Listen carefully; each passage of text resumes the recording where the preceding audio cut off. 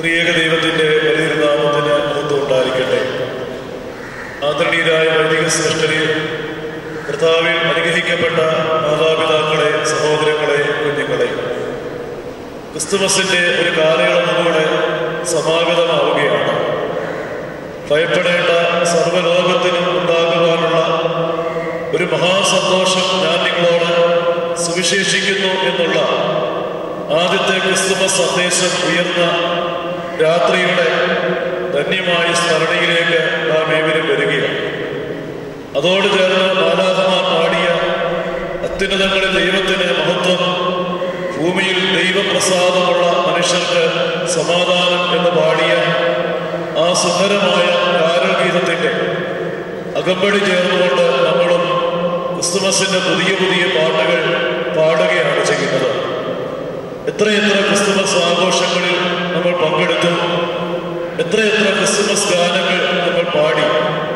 എങ്കിലും അവിടെ പറയുന്ന ആ ശാന്തി, സമാധാനം എത്രമാത്രം നമ്മളിലുണ്ട് എന്ന് ഒന്ന് പരിശോധിക്കുവാൻ തക്കവണ്ണം ഈ ഒരു ധ്യാനം നമുക്ക് മുഖാന്തരമായിട്ട് തീരേണ്ടതാണ്. നിശ്ചയമായും ആ സന്തോഷം ദൈവം തരുന്ന സന്തോഷമാണ്. വിശുദ്ധ വേദപുസ്തകം വായിക്കുമ്പോൾ ദൈവം തരുന്നൊരു സ്നേഹമുണ്ട്, ലോകത്തിൻ്റെ സ്നേഹമുണ്ട്. ദൈവം തരുന്ന സന്തോഷമുണ്ട്, ലോകത്തിൻ്റെ സന്തോഷമുണ്ട്. ദൈവം തരുന്ന സമാധാനമുണ്ട്, ലോകത്തിൻ്റെ സമാധാനമുണ്ട്. നമ്മളിൽ ഏത് സന്തോഷമാണ്, ഏത് സമാധാനമാണ്, ഏത് സ്നേഹമാണ് ഉള്ളതെന്ന് ഒന്ന് പരിശോധിക്കേണ്ടത് ആവശ്യമാണ്. യേശു പറയണം, എൻ്റെ സന്തോഷം നിങ്ങളിൽ ഇരിപ്പാനും നിങ്ങളുടെ സന്തോഷം പൂർണ്ണമായി തീരുവാനും ഞാനിത് നിങ്ങളോട് സംസാരിച്ചിരിക്കുന്നു.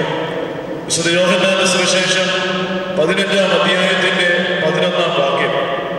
എൻ്റെ സന്തോഷം നിങ്ങളിൽ ഇരിപ്പാനും നിങ്ങളുടെ സന്തോഷം പൂർണ്ണമായി തീരുവാനും ഞാനിത് നിങ്ങളോട് സംസാരിച്ചിരിക്കുന്നു.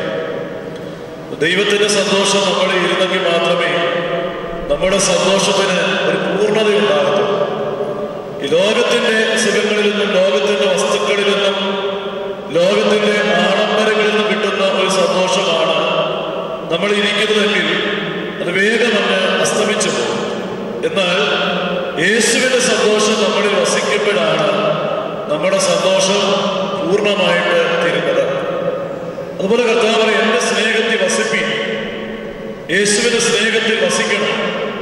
നമുക്ക് സ്നേഹിക്കണമെന്ന് ആഗ്രഹമുണ്ട് എല്ലാവരെയും നല്ലതുപോലെ. എനിക്ക് എൻ്റെ ഭാര്യയെ സ്നേഹിക്കണം, എനിക്ക് എൻ്റെ ഭർത്താവിനെ സ്നേഹിക്കണം, എനിക്ക് എൻ്റെ കുഞ്ഞുങ്ങളെ സ്നേഹിക്കണം, എനിക്ക് മറ്റുള്ളവരെയൊക്കെ സ്നേഹിക്കണം. എന്നാൽ സ്നേഹിക്കേണ്ടതുപോലെ സ്നേഹിക്കാൻ നമുക്ക് പറ്റുന്നില്ല. എന്താണ് ഇങ്ങനെയൊക്കെ?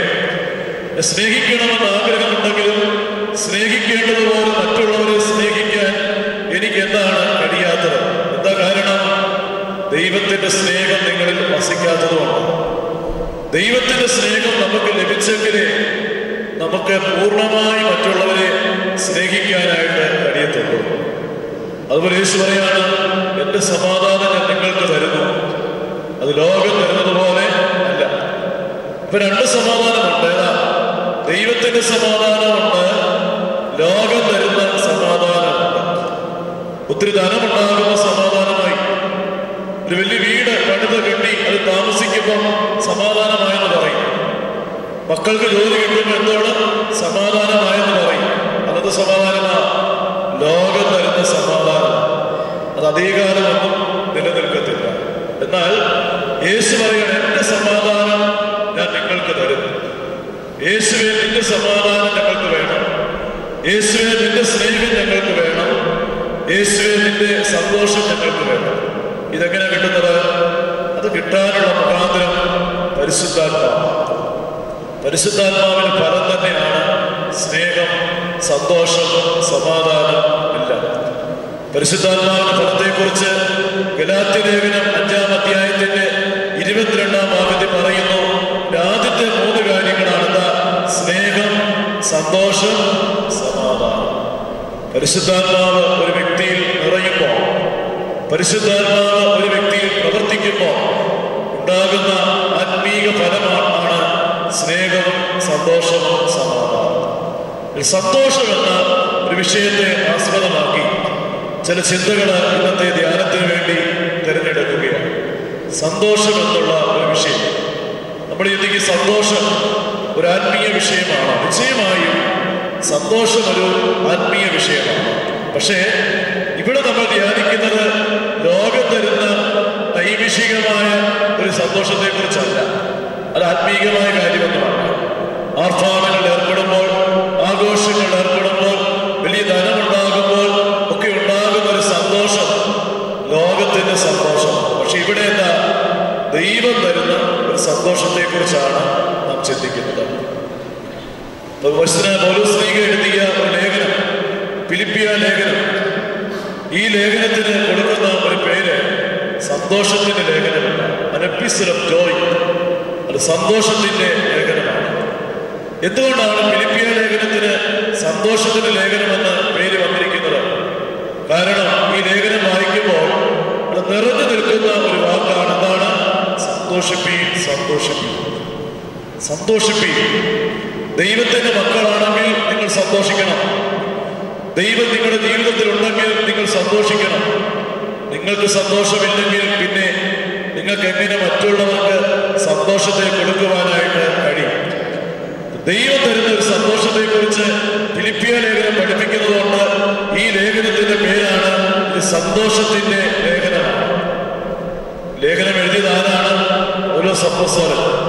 അദ്ദേഹമാകട്ടെ പലവിധമായ ശാരീരിക പ്രയാസങ്ങളിൽ കൂടെയും മാനസിക സമ്മർദ്ദങ്ങളിൽ കൂടെയും കടന്നുപോയിക്കൊണ്ടിരിക്കുന്ന ഒരു വ്യക്തിയാണ്.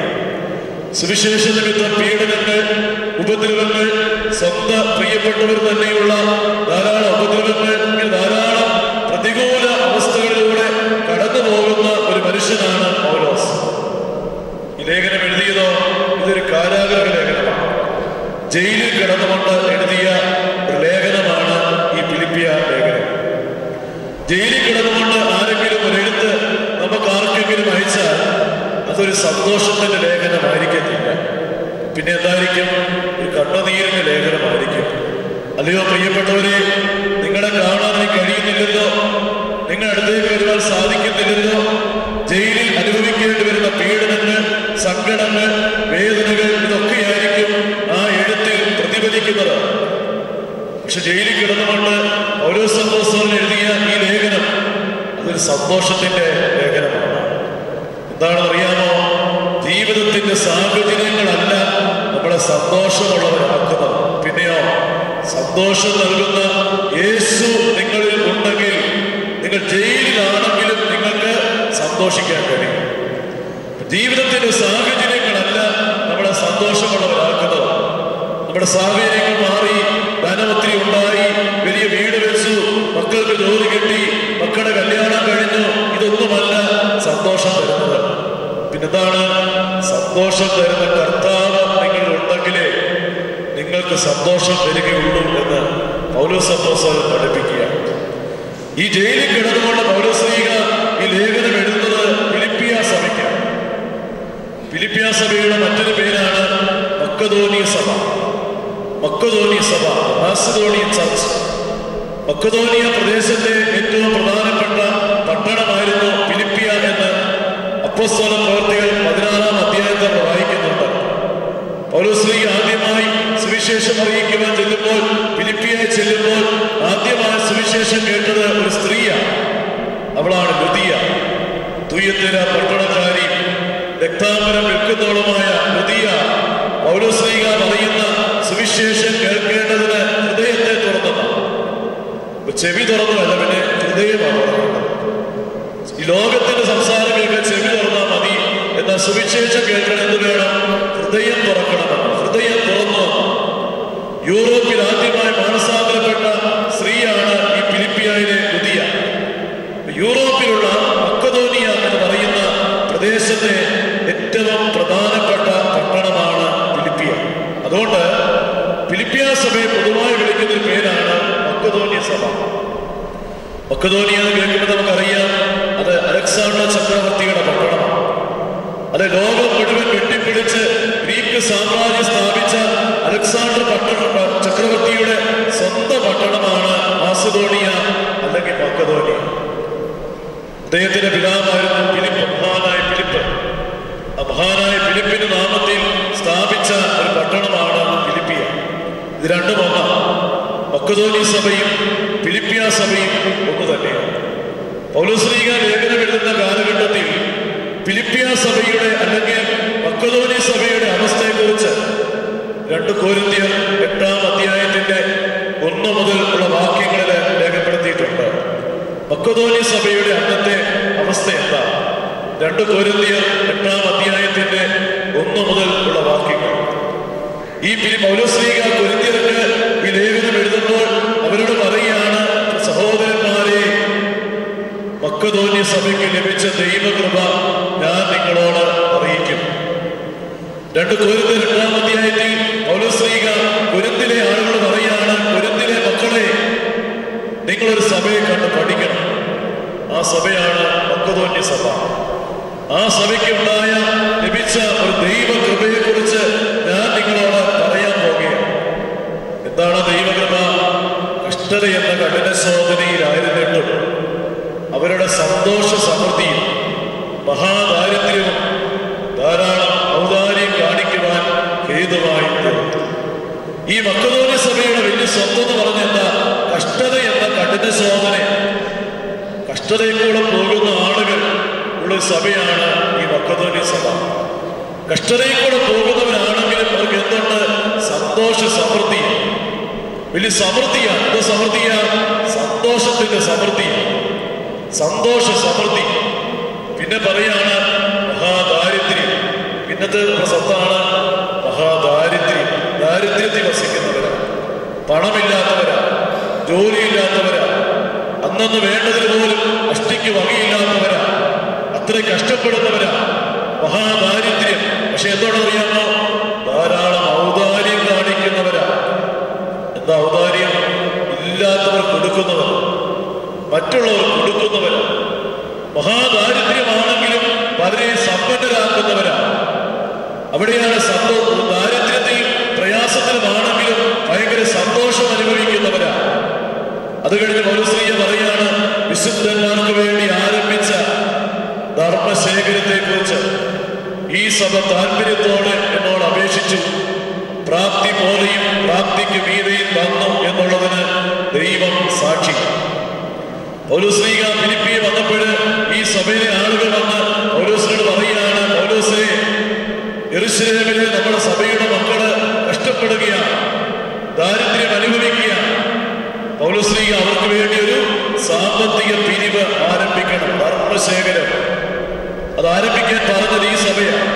എന്നിട്ടോ പ്രാപ്തി പോലെ തന്നു, പ്രാപ്തിക്ക് മീതെ തന്നു.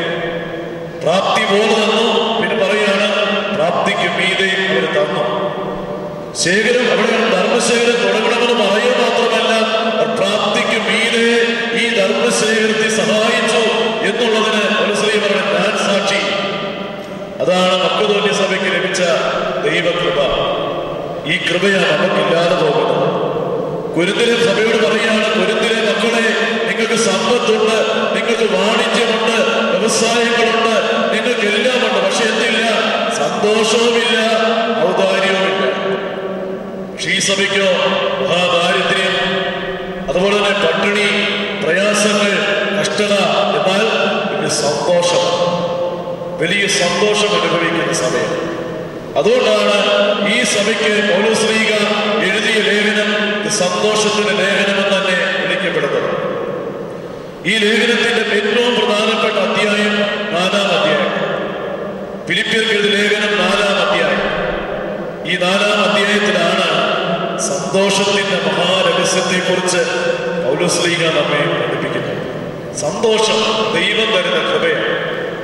ദൈവത്തിൽ നിന്ന് അകലുമ്പോൾ നമുക്ക് എന്തില്ലാതാകും? സന്തോഷമില്ലാതാകും. പാപം ചെയ്ത ദാവീദ് രാജാവ് 51-ാം സങ്കീർത്തനത്തില് നിലവിളിക്കുകയാണ്, രക്ഷയുടെ സന്തോഷം എനിക്ക് തിരികെ തരണമേ. എന്താണ് കാരണം? ദൈവമേ, പാപം ചെയ്ത് കഴിഞ്ഞപ്പോൾ നിന്റെ സന്തോഷം എന്നിൽ നിന്ന് ഇല്ലാതായി തീർന്നിരിക്കുന്നു. നിന്റെ അടുത്തേക്ക് വരികയാണ്. സന്തോഷത്താൽ എന്നെ നിറയ്ക്കണമേ, നീ നിറയ്ക്കണമേ. ദൈവം തരുന്ന വലിയ കൃപയാണ് സന്തോഷം, സമാധാനം, സ്നേഹം. അത് അനുഭവിക്കാൻ ദൈവസന്നിധിയിലേക്ക് തന്നെ നാം മടങ്ങി വരണം. ഫിലിപ്പിയ ലേഖനം 4-ാം അധ്യായത്തിന്റെ 4 മുതൽ 7 വരെയുള്ള വാക്യങ്ങൾ ആദ്യമായി നമുക്ക് ചിന്തിക്കാം.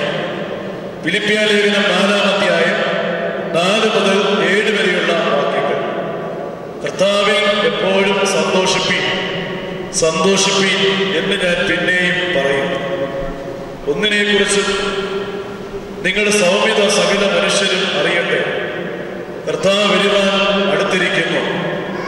ഒന്നിനെക്കുറിച്ചും വിചാരപ്പെടരുത്. എല്ലാത്തിലും പ്രാർത്ഥനയാലും അപേക്ഷയാലും നിങ്ങളുടെ ആവശ്യങ്ങൾ സ്തോത്രത്തോടുകൂടെ ദൈവത്തോട് അറിയിക്കത്രേ വേണ്ടത്. എന്നാൽ സകല ബുദ്ധിയെ കവിയുന്ന ദൈവസമാധാനം നിങ്ങളുടെ ഹൃദയങ്ങളെയും നിലവുകളെയും ക്രിസ്തുയേശുവിൽ കാക്കും. ഈ ലോക ജീവിതത്തിൽ സന്തോഷം അനുഭവിക്കുവാൻ ആഗ്രഹിക്കുന്നവർക്ക് പൗലോസ്ലീഹ ആദ്യമായിട്ട് എഴുതുകയാണ്, കർത്താവിലാണ് സന്തോഷിക്കുന്നത്. കർത്താവായിരിക്കണം സന്തോഷത്തിന്റെ അടിസ്ഥാനം. നമ്മുടെ സന്തോഷത്തിന്റെ അടിസ്ഥാനം എന്താ നോക്കണം.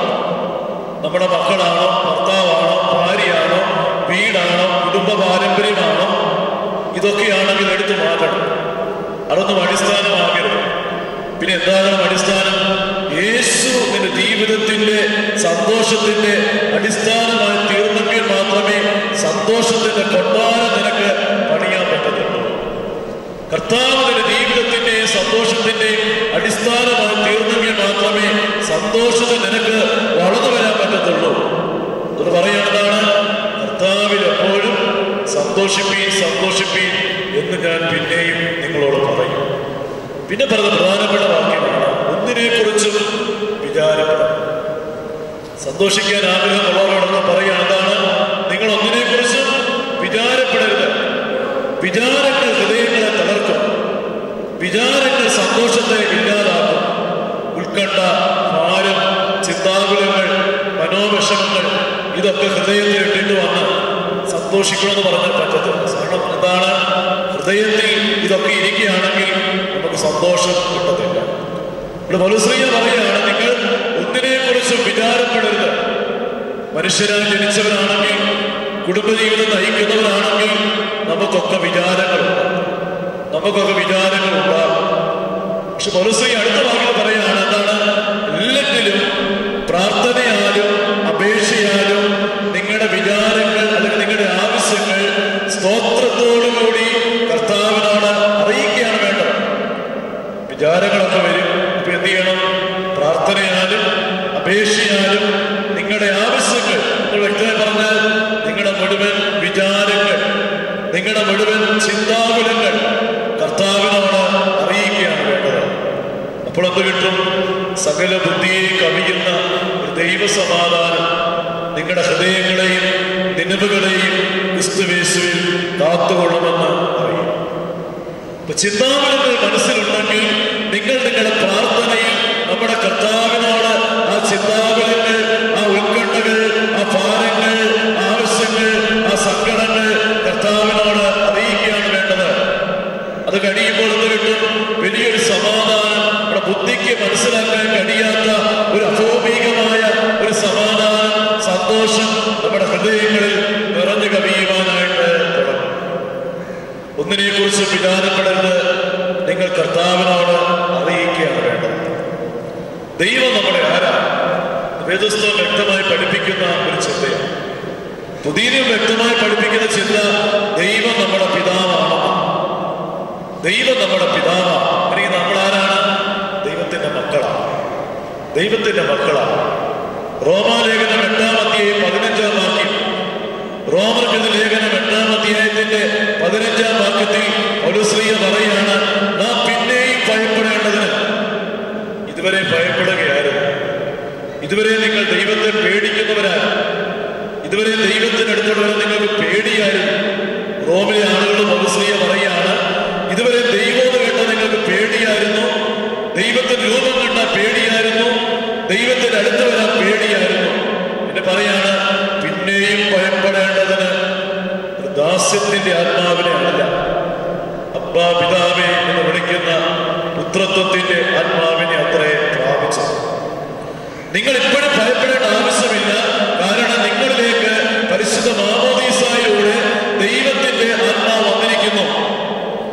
ആത്മാവ് വന്നിട്ട് നമ്മുടെ ആത്മാവിനോട്, നമുക്കൊരാത്മാവുണ്ട്, ദൈവത്തിന്റെ ആത്മാവുണ്ട്. ദൈവത്തിന്റെ ആത്മാവ് പരിശുദ്ധ മാമോദീസായിലൂടെ നമ്മിലേക്ക് വന്നിട്ട് നമ്മുടെ ആത്മാവിനോട് സാക്ഷ്യം പറയുക. എന്താണ്? ദൈവത്തിന്റെ മകനാണ്, ദൈവത്തിന്റെ മകളാണ്.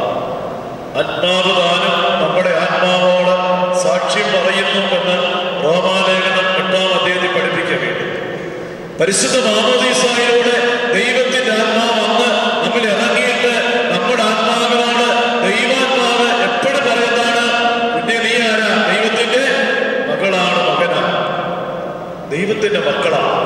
നാം പിന്നെയും ഭയപ്പെടേണ്ടതിന് ദാസ്യത്തിന്റെ ആത്മാവിനെ അല്ല, അബ്ബാ പിതാവേ, ഓ മൈ ഫാദർ എന്ന് വിളിക്കുവാൻ തക്കവണ്ണമുള്ള ദൈവത്തിന്റെ ആത്മാവിനെ അത്രേ, പുത്രത്വത്തിന്റെ ആത്മാവിനെ അത്രേ പ്രാപിച്ചത്. നമ്മുടെ കർത്താവ് പ്രാർത്ഥിക്കാൻ പഠിപ്പിച്ച്, നമ്മുടെ ഒരു പ്രാർത്ഥന പഠിപ്പിച്ചു. അങ്ങനെ തുടങ്ങുന്നത് സ്വർഗസ്ഥനായ ഞങ്ങളുടെ പിതാവേ തന്നെയല്ലേ, മറ്റൊന്നുമല്ലല്ലോ, ഞങ്ങളുടെ യജമാനനൊന്നുമല്ലല്ലോ, ഓ മൈ മാസ്റ്റർ എന്നല്ലോ, സ്വർഗസ്ഥനായ ഞങ്ങളുടെ പിതാവ്. മനുഷ്യരും ദൈവവും തമ്മിലുള്ള ഒരു വലിയ സ്നേഹബന്ധത്തിലേക്കാണ് ദൈവം നമ്മെ വിളിക്കുന്നത്. അത് നമ്മൾ അറിയണം, അത് നമ്മൾ പ്രയോജനപ്പെടുത്തണം, അത് നമ്മൾ പൂർണ്ണമായിട്ട് അറിയണം. ദൈവസന്നിധി വന്നിട്ട് എൻ്റെ അപ്പ, എനിക്ക് ഭാരമുണ്ട്, എനിക്ക് സങ്കടമുണ്ട്, എനിക്ക് ദുഃഖമുണ്ട് എന്നൊക്കെ പറയണം. അത് പറയാൻ വേണ്ടിയാണ് ദൈവം നമ്മെ വിളിച്ചിരിക്കുന്നത്. ദൈവത്തോടല്ല പിന്നെ ആരോടാണ് ഇതൊക്കെ പറയേണ്ടത്? അയൽക്കാരോടാണോ പറയേണ്ടത്? നമ്മുടെ സ്നേഹിതരോടാണോ പറയേണ്ടത്? അതിനേക്കാൾ ഒക്കെ ഉപരിയായി ദൈവസന്നിധി വന്നിട്ട് പ്രാർത്ഥിക്കുമ്പോൾ, എൻ്റെ അപ്പ, എനിക്ക് ഭാരമുണ്ട്, എനിക്ക് നിരാശയുണ്ട്, എനിക്ക് സങ്കടമുണ്ട്, എനിക്ക് ദുഃഖമുണ്ട്, എനിക്ക് ആവശ്യമുണ്ട് എന്ന് ഒരു മക്കളെ പോലെ പറയാൻ ദൈവം നമ്മളെ തൻ്റെ അടുത്തേക്ക് വിളിക്കുക. അതിന് വലിയ വാചകങ്ങൾ ആവശ്യമൊന്നുമില്ല. നമ്മുടെ കൊച്ചു കുഞ്ഞുങ്ങൾ വല്ലതൊക്കെ പറയുമല്ലോ, ഒരർത്ഥവുമില്ലാത്ത കാര്യങ്ങളായിരിക്കും നമ്മുടെ കുഞ്ഞുങ്ങൾ പറയുന്നത്. കൊച്ചു കുഞ്ഞുങ്ങൾ അത് കേൾക്കാൻ നമുക്ക് ഇഷ്ടമാണ്, അറിയാം. അവിടെയാണ് കൊച്ചു കുഞ്ഞുങ്ങൾ അർത്ഥമില്ലാത്ത വാക്കുകൾ പറയുമ്പോൾ, വ്യക്തമല്ലാത്ത വാക്കുകൾ പറയുമ്പോൾ അപ്പനും അമ്മയ്ക്കും അത് കേൾക്കാൻ ഇഷ്ടമായിരിക്കുന്നത് പോലെ മക്കളായ നമ്മൾ ചെന്ന് ദൈവസന്നിധി ചെന്നിരുന്ന് ദൈവത്തോട് നമ്മുടെ സങ്കടങ്ങൾ, നമ്മുടെ ദുഃഖങ്ങൾ നമ്മുടേതായ ഭാഷയിൽ, നമ്മുടേതായ രീതിയിൽ നമ്മൾ പറയുമ്പോൾ അത് കേൾക്കാൻ ഈ അപ്പനും ഒരുക്കമാണ്. അതുകൊണ്ടാണ് വിശുദ്ധ ലൂക്കോസിന്റെ സുവിശേഷം 11-ാം അധ്യായത്തിന്റെ 11 മുതലുള്ള വാക്യങ്ങളിൽ, വിശുദ്ധ ലൂക്കോസിന്റെ സുവിശേഷം 11-ാം അധ്യായത്തിന്റെ 11 മുതലുള്ള വാക്യങ്ങളിൽ പ്രാർത്ഥനയ്ക്ക് വേണ്ടി ദൈവം നമ്മളെ വിളിക്കുക. അവിടെയാണ് അന്വേഷിപ്പീൻ, യാചിപ്പീൻ എന്നാൽ നിങ്ങൾ കിട്ടും, അന്വേഷിപ്പീൻ എന്നാൽ നിങ്ങൾ കണ്ടെത്തും, മുട്ടുവീൻ നിങ്ങൾക്ക് തുറക്കപ്പെടും. അത് കഴിഞ്ഞ് പറയാണ്, നിങ്ങൾ ഏതെങ്കിലും അപ്പൻ തന്റെ മകൻ വന്ന് അപ്പ എനിക്കൊരു അപ്പം വേണമെന്ന് പറഞ്ഞാൽ അവരെ കല്ലെടുത്ത് കൊടുക്കണം. എനിക്കൊരു മീൻ വേണമെന്ന് പറഞ്ഞാൽ പകരം പാമ്പിനെ പിടിച്ചു കൊടുക്കുമോ? എനിക്ക് മുട്ട വേണമെന്ന് പറഞ്ഞാൽ പകരം തേടിനെ കൊടുക്കുമോ?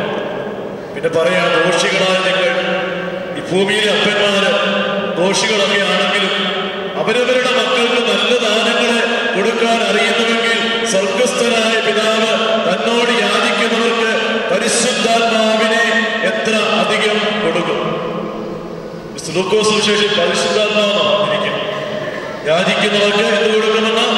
പരിശുദ്ധാത്മാവിനെ എത്ര അധികമായി കൊടുക്കും.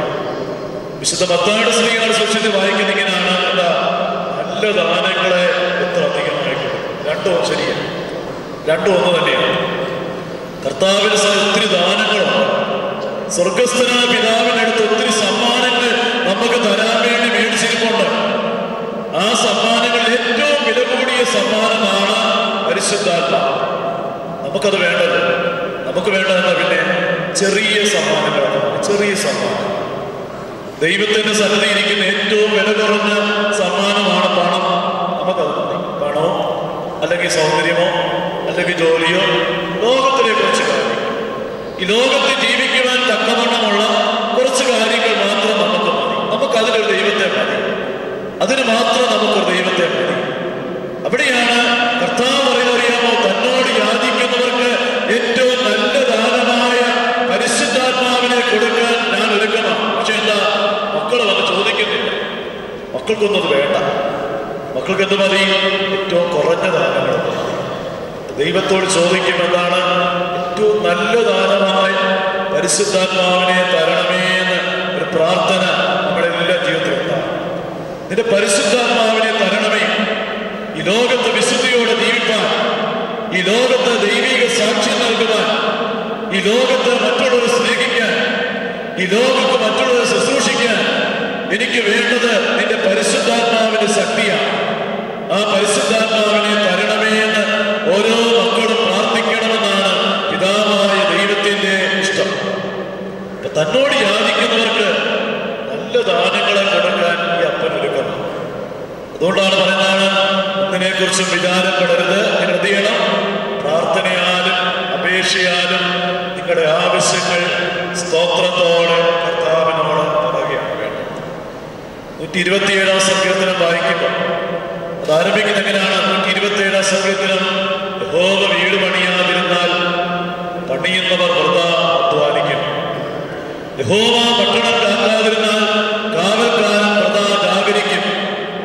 അത് പറയാണ്, നിങ്ങൾ അധികാരം തെരഞ്ഞെടുക്കുന്നതും നന്നാ താമസിക്കാൻ പോകുന്നതും കഠിന പ്രയത്നം ചെയ്ത് ഉപജീവിക്കുന്നതും വ്യർത്ഥമത്രേ. തന്റെ പ്രിയനോ അവനത് ഉറക്കത്തിൽ കൊടുക്കും.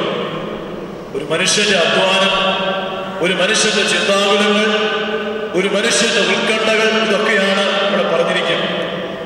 ദൈവമില്ലാതെ ഒരു മനുഷ്യൻ കിടന്ന് വീട് വെക്കുക, ദൈവത്തെ കൂടാതെ ഒരു മനുഷ്യൻ പട്ടണം കാക്കും, പിന്നെ ദൈവത്തെ കൂടാതെ ഒരുത്തൻ കിടന്ന് അധ്വാനിക്കും. അധ്വാനത്തിന് ഫലമെന്നാണ്? അവൻ അധികാലത്ത് എഴുന്നേൽക്കുകയാണ്, നന്നാ താമസിച്ച് കിടക്കാൻ പോകുന്നത്. എന്താ കാരണം? അവന് അധ്വാനമാണ്, ചിന്താകുലങ്ങളാണ്, ഉത്കണ്ഠകളാണ്. രാത്രി ഇരുന്നിരുന്ന് അയാൾ ഉറങ്ങിയപ്പോൾ രാത്രി 2 മണിയായി. പലതിനെ കുറിച്ച് ഉത്കണ്ഠപ്പെടുകയാണ്. കടങ്ങൾ അങ്ങനെ വീടും, വീട്ടിലെ കാര്യങ്ങൾ അങ്ങനെ നടക്കും. ഇതൊക്കെ ചിന്തിച്ച് ചിന്തിച്ച് ആ മനുഷ്യൻ കിടന്നപ്പോൾ നന്നാ താമസിച്ച് കിടക്കാൻ പോയി. ഉണർന്നതോ അധികാലത്ത് എഴുന്നേറ്റ്.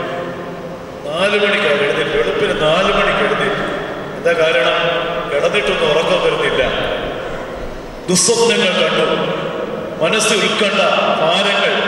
ഉറങ്ങുവാൻ കഴിയാതെ കിടക്കയിൽ തിരിഞ്ഞു മറിഞ്ഞു കിടന്ന് മനസ്സമാധാനമില്ലാതെ ഒരു മനുഷ്യൻ ഉറങ്ങാൻ കഴിയാതെ അധികാലത്ത് എഴുന്നേറ്റ് നന്നാ താമസിച്ച് കിടക്കാൻ പോകുന്ന മനുഷ്യൻ. പിന്നെ പറയുന്നതാണ്, കഠിന പ്രയത്നം ചെയ്ത് ഉപജീവിക്കുന്നതും വ്യർത്ഥമത്രേ. നമ്മൾ ജോലി ചെയ്യണം. മനുഷ്യനെ ഈ ഭൂമിയിലാക്കിയത് വേല ചെയ്യാൻ, ജോലി ചെയ്യാനാണ്. തോട്ടമാകുന്ന ഈ ഭൂമിയിൽ നമുക്ക് ജോലി ചെയ്യണം, പണി ചെയ്യണം, അധ്വാനിക്കണം. പക്ഷെ എന്ത് പാടില്ല? കഠിനാധ്വാനം ഒന്നും വേണ്ട. അധ്വാനം മതി, കഠിനാധ്വാനം വേണ്ട. നമുക്ക് ദൈവം തന്ന സമയത്തിന്റെ ജോലി ചെയ്താൽ മതി, ദൈവം തന്ന ആരോഗ്യത്തിനനുസരിച്ചുള്ള ജോലി ചെയ്താൽ മതി. അതികഠിനമായി മനുഷ്യൻ അധ്വാനിക്കുന്നു, അത് വേണ്ടതാണ്. കഠിനാധ്വാനം ചെയ്യുന്നു, ചിന്താകുലപ്പെടുന്നു, പട്ടണം കാക്കാൻ ഓടുന്നു, വീട് പണിയാൻ ഓടുന്നു. എന്താണ്? ഇതൊക്കെ വെറുതെ അത്രേ, ഇതൊക്കെ വെറുതെ അത്രേ. ഇവിടെയാണ് നിങ്ങൾ ഉറങ്ങാതെ ചിന്തിക്കുന്നതും ഭാരപ്പെടുന്നതും കഠിനമായി അധ്വാനിക്കുന്നതും ആകുലപ്പെടുന്നതും ഒക്കെ വെറുതെയാണ്. തന്റെ പ്രിയനോ അവനത് ഉറക്കത്തിൽ കൊടുക്കും. തന്റെ പ്രിയന് അവനത് ഉറക്കത്തിൽ കൊടുക്കും. നീ നിന്റെ ഭാരങ്ങൾ, നിന്റെ പ്രയാസങ്ങൾ, നിന്റെ സങ്കടങ്ങൾ പ്രാർത്ഥനയിൽ കർത്താവിനോട് പറഞ്ഞിട്ട് നീ പോയി കിടന്ന് ഉറങ്ങ. നീ ഉറങ്ങുമ്പോൾ ഉറങ്ങാതെ നിനക്ക് വേണ്ടി കരുതുന്ന ഒരു കർത്താവുണ്ട്. നീ ഉറങ്ങുമ്പോൾ നിനക്ക് വേണ്ടി എല്ലാം ചെയ്യുന്ന ഒരു ദൈവമുണ്ട്. ആ ദൈവത്തിൽ സമർപ്പിച്ച് നിന്റെ ഭാരങ്ങളൊക്കെ ഏൽപ്പിച്ചിട്ട് നീ ശാന്തമായി, സന്തോഷമായി, സമാധാനത്തോടെ പോയി കിടന്നുറങ്ങ് എന്നാണ് ഈ വചനം നമ്മെ ഓർപ്പിക്കുന്നത്. നമ്മുടെ കർത്താവ് ഏറ്റവും പ്രിയപ്പെട്ട ഒരു വീടാണ് ലാസറിന്റെ വീട്. ആ വീട്ടിൽ ചെല്ലുന്ന 2 സഹോദരിമാരുണ്ട്, മാർത്തയും മറിയയും. 2 പേര് 2 രീതിയിലാണ്. അവിടെയാണ് കർത്താവ് ആ വീട്ടിൽ ചെല്ലുമ്പോൾ മറിയ ഓടി വന്ന് കർത്താവിന്റെ അടുത്തിരുന്ന് അവൻ പറയുന്ന വചനങ്ങളൊക്കെ കേൾക്കും, ആശ്വാസം പ്രാപിക്കും, സന്തോഷമുള്ളവളായിട്ട്. മാർത്തയാകട്ടെ എന്താ? പലവിധ ശുശ്രൂഷിയാൽ കുഴഞ്ഞിട്ട് കുഴയുകയാണ്. എന്താണ്? ശുശ്രൂഷകൾ പലതും, ഒത്തിരി ജോലി ചെയ്യാൻ പറ്റുന്നതിനേക്കാൾ കൂടുതൽ ജോലികൾ ചെയ്തുകൊണ്ടിരിക്കുക. വീട്ടിലെ ജോലികൾ, നമ്മൾ പലവിധമായ ജോലികളൊക്കെ ഏർപ്പെട്ട് അവൾ ഒടുവിൽ കുഴഞ്ഞുപോയി. പലവിധ ശുശ്രൂഷിയാൽ അവൾ കുഴയുക. എന്താ കാരണം? കർത്താവിന്റെ സന്നദ്ധി ഇരിക്കാൻ സമയമില്ല. എന്താണ്? ശുശ്രൂഷ, ജോലി. അങ്ങനെ ഓടി നടന്ന് എന്തോ പറ്റും? കുറച്ച് കഴിയുമ്പോൾ നമ്മളെന്തോ പറ്റും? ചക്ക കൊടയുന്ന പോലെ കുടഞ്ഞു പോകും. നമ്മൾ പരാതി പറയും. ദൈവത്തിന്റെ സന്നദ്ധി ഇരിക്കാൻ സമയമില്ലാതെ ആത്മീയ വേലകൾ ചെയ്താലും മതി. ആത്മീക വേലകൾക്ക് വേണ്ടി ഇങ്ങനെ ഓടി നടന്നാലും ഒടുവിൽ നമ്മൾ പറയുന്നതാണ്, എന്നെ കേൾക്കാൻ ആരുമില്ല, എന്നെ കാണാൻ ആരുമില്ല, അഭിനന്ദിക്കാൻ ആരുമില്ല, ഒരു നല്ല വാക്ക് പറയാൻ ആരുമില്ല. നമ്മൾ പരാതി പറയാൻ തുടങ്ങും. എന്താ കാരണം? അവന്റെ സന്നദ്ധി ഇരിക്കാത്തതാണ്. അവന്റെ സന്നദ്ധി ഇരിക്കാൻ സമയമില്ലാതെ പലവിധമായ ശുശ്രൂഷയാൽ കുഴങ്ങുന്ന ഒരു സ്ത്രീ പരാതിയുമായി കർത്താവിനടുത്ത് വന്നപ്പോൾ യേശു പറയുക, മാർത്തേ നീ പലതിനെ ചൊല്ലി വ്യാകുലപ്പെട്ടിരിക്കുക, നീ പല കാര്യങ്ങളെ കുറിച്ച് ഇങ്ങനെ ഉത്കണ്ഠപ്പെട്ടിരിക്കുക. അല്പമേ വേണ്ടൂ, അല്ല ഒന്ന് മതി. മറിയ നല്ല അംശം തിരഞ്ഞെടുത്തിരിക്കുക. അല്പം മതി. അത് കേട്ട് എന്ത് വേണം? പ്രാർത്ഥിക്കണം. രാവിലെയും വൈകിട്ടും ഇതിന്റെ എല്ലാ കാര്യങ്ങളും ഏൽപ്പിച്ച് ആ ദിവസത്തെ മുഴുവൻ കാര്യങ്ങൾ, ചെയ്യേണ്ട കാര്യങ്ങൾ ഒക്കെ ഏൽപ്പിച്ച് കർത്താവിനോട് പ്രാർത്ഥിച്ചിട്ട് നീ അല്പനേരം പ്രവർത്തിച്ചാൽ മതി. അതെല്ലാം ഭംഗിയാക്കി. അല്പമേ വേണ്ടൂ, അല്ല ഒന്ന് മതി. പിന്നെന്താണ്? രാവിലെയും വൈകിട്ടും പ്രാർത്ഥിക്കാൻ നേരമില്ലാതെ നീ ഇങ്ങനെ ആ കാര്യങ്ങൾക്ക് വേണ്ടി മാത്രം ഓടി നടന്നാൽ എത്ര ഓടിയാലും നിനക്കൊന്നും നടക്കത്തില്ല. ഒന്നും ശരിയാകില്ല, ഒന്നും ഭംഗിയായി വരത്തില്ല. ഉത്കണ്ഠപ്പെടരുത്. എന്ത് വേണം? പ്രാർത്ഥിച്ചാൽ മതി. ഇതാണ് സന്തോഷത്തിന്റെ മഹാരഹസ്യം. നിങ്ങൾ ഉത്കണ്ഠപ്പെടരുത്, പിന്നെ പ്രാർത്ഥിച്ചാൽ മതി. തന്റെ പ്രിയനോ അവനത് ഉറക്കത്തെ കൊടുക്കും. എങ്ങനെ പ്രാർത്ഥിക്കണമെന്ന് പൗലോസ് പറയുന്നു? എല്ലാറ്റിലും പ്രാർത്ഥനയാലും അപേക്ഷയാലും നിങ്ങളുടെ ആവശ്യങ്ങൾ സ്തോത്രത്തോടുകൂടി കർത്താവിനോട് അറിയിക്കുകയാണ് വേണ്ടത്. പ്രാർത്ഥിക്കുമ്പോൾ ആദ്യം ചെയ്യേണ്ടതാണ് സ്തോത്രം എന്ന് പറയുക, നന്ദി പറയുക. നമ്മൾ പ്രാർത്ഥിക്കുമ്പോൾ ആവശ്യങ്ങൾ മാത്രമേ നമുക്കുള്ളൂ. ആവശ്യങ്ങളുടെ കാര്യങ്ങൾ മാത്രം നമ്മൾ പ്രാർത്ഥിക്കുമ്പോൾ കർത്താവിനെ നമുക്കൊണ്ട് എപ്പോഴും ഇടുന്നത്. എപ്പോഴും അത് വേണം, ഇത് വേണം, അതില്ല, ഇതില്ല എന്ന് മാത്രമേ നമ്മൾ പറയത്തുള്ളൂ. തന്നോല്ലോ, ദൈവം എന്തൊരു തന്നിട്ടുണ്ടോ അത് നോക്കാറില്ല, നന്ദി പറയാറില്ല, സ്തോത്രം പറയാറില്ല. ദൈവമേ എന്തെല്ലാം കൃപകൾ, എന്തെല്ലാം അനുഗ്രഹങ്ങൾ അയോഗ്യയായ എനിക്ക് തന്നിരിക്കുന്നു എന്ന് പറഞ്ഞ് കർത്താവിന് നന്ദി പറയാറില്ല. ആവശ്യങ്ങളുടെ, അപേക്ഷകളുടെ കൂമ്പാരങ്ങൾ മാത്രമാണ് അങ്ങോട്ട് ഏൽപ്പിക്കുന്നത്. ഒരു താങ്ക്സ് ഗിവിംഗ് ലെറ്റർ ഇല്ല, ഒരു നന്ദി നമ്മൾ പറയാറില്ല. ഇത്രത്തോളം എന്നെ കൊണ്ടുവന്നിടുവാൻ ഞാനും എൻ കുടുംബം എന്തുള്ളൂ. ഇത്ര നന്മകൾ ഞങ്ങളനുഭവിപ്പാൻ എന്തുള്ളൂ യോഗ്യത നിൻ മുമ്പിൽ. ഇത്ര നന്മകൾ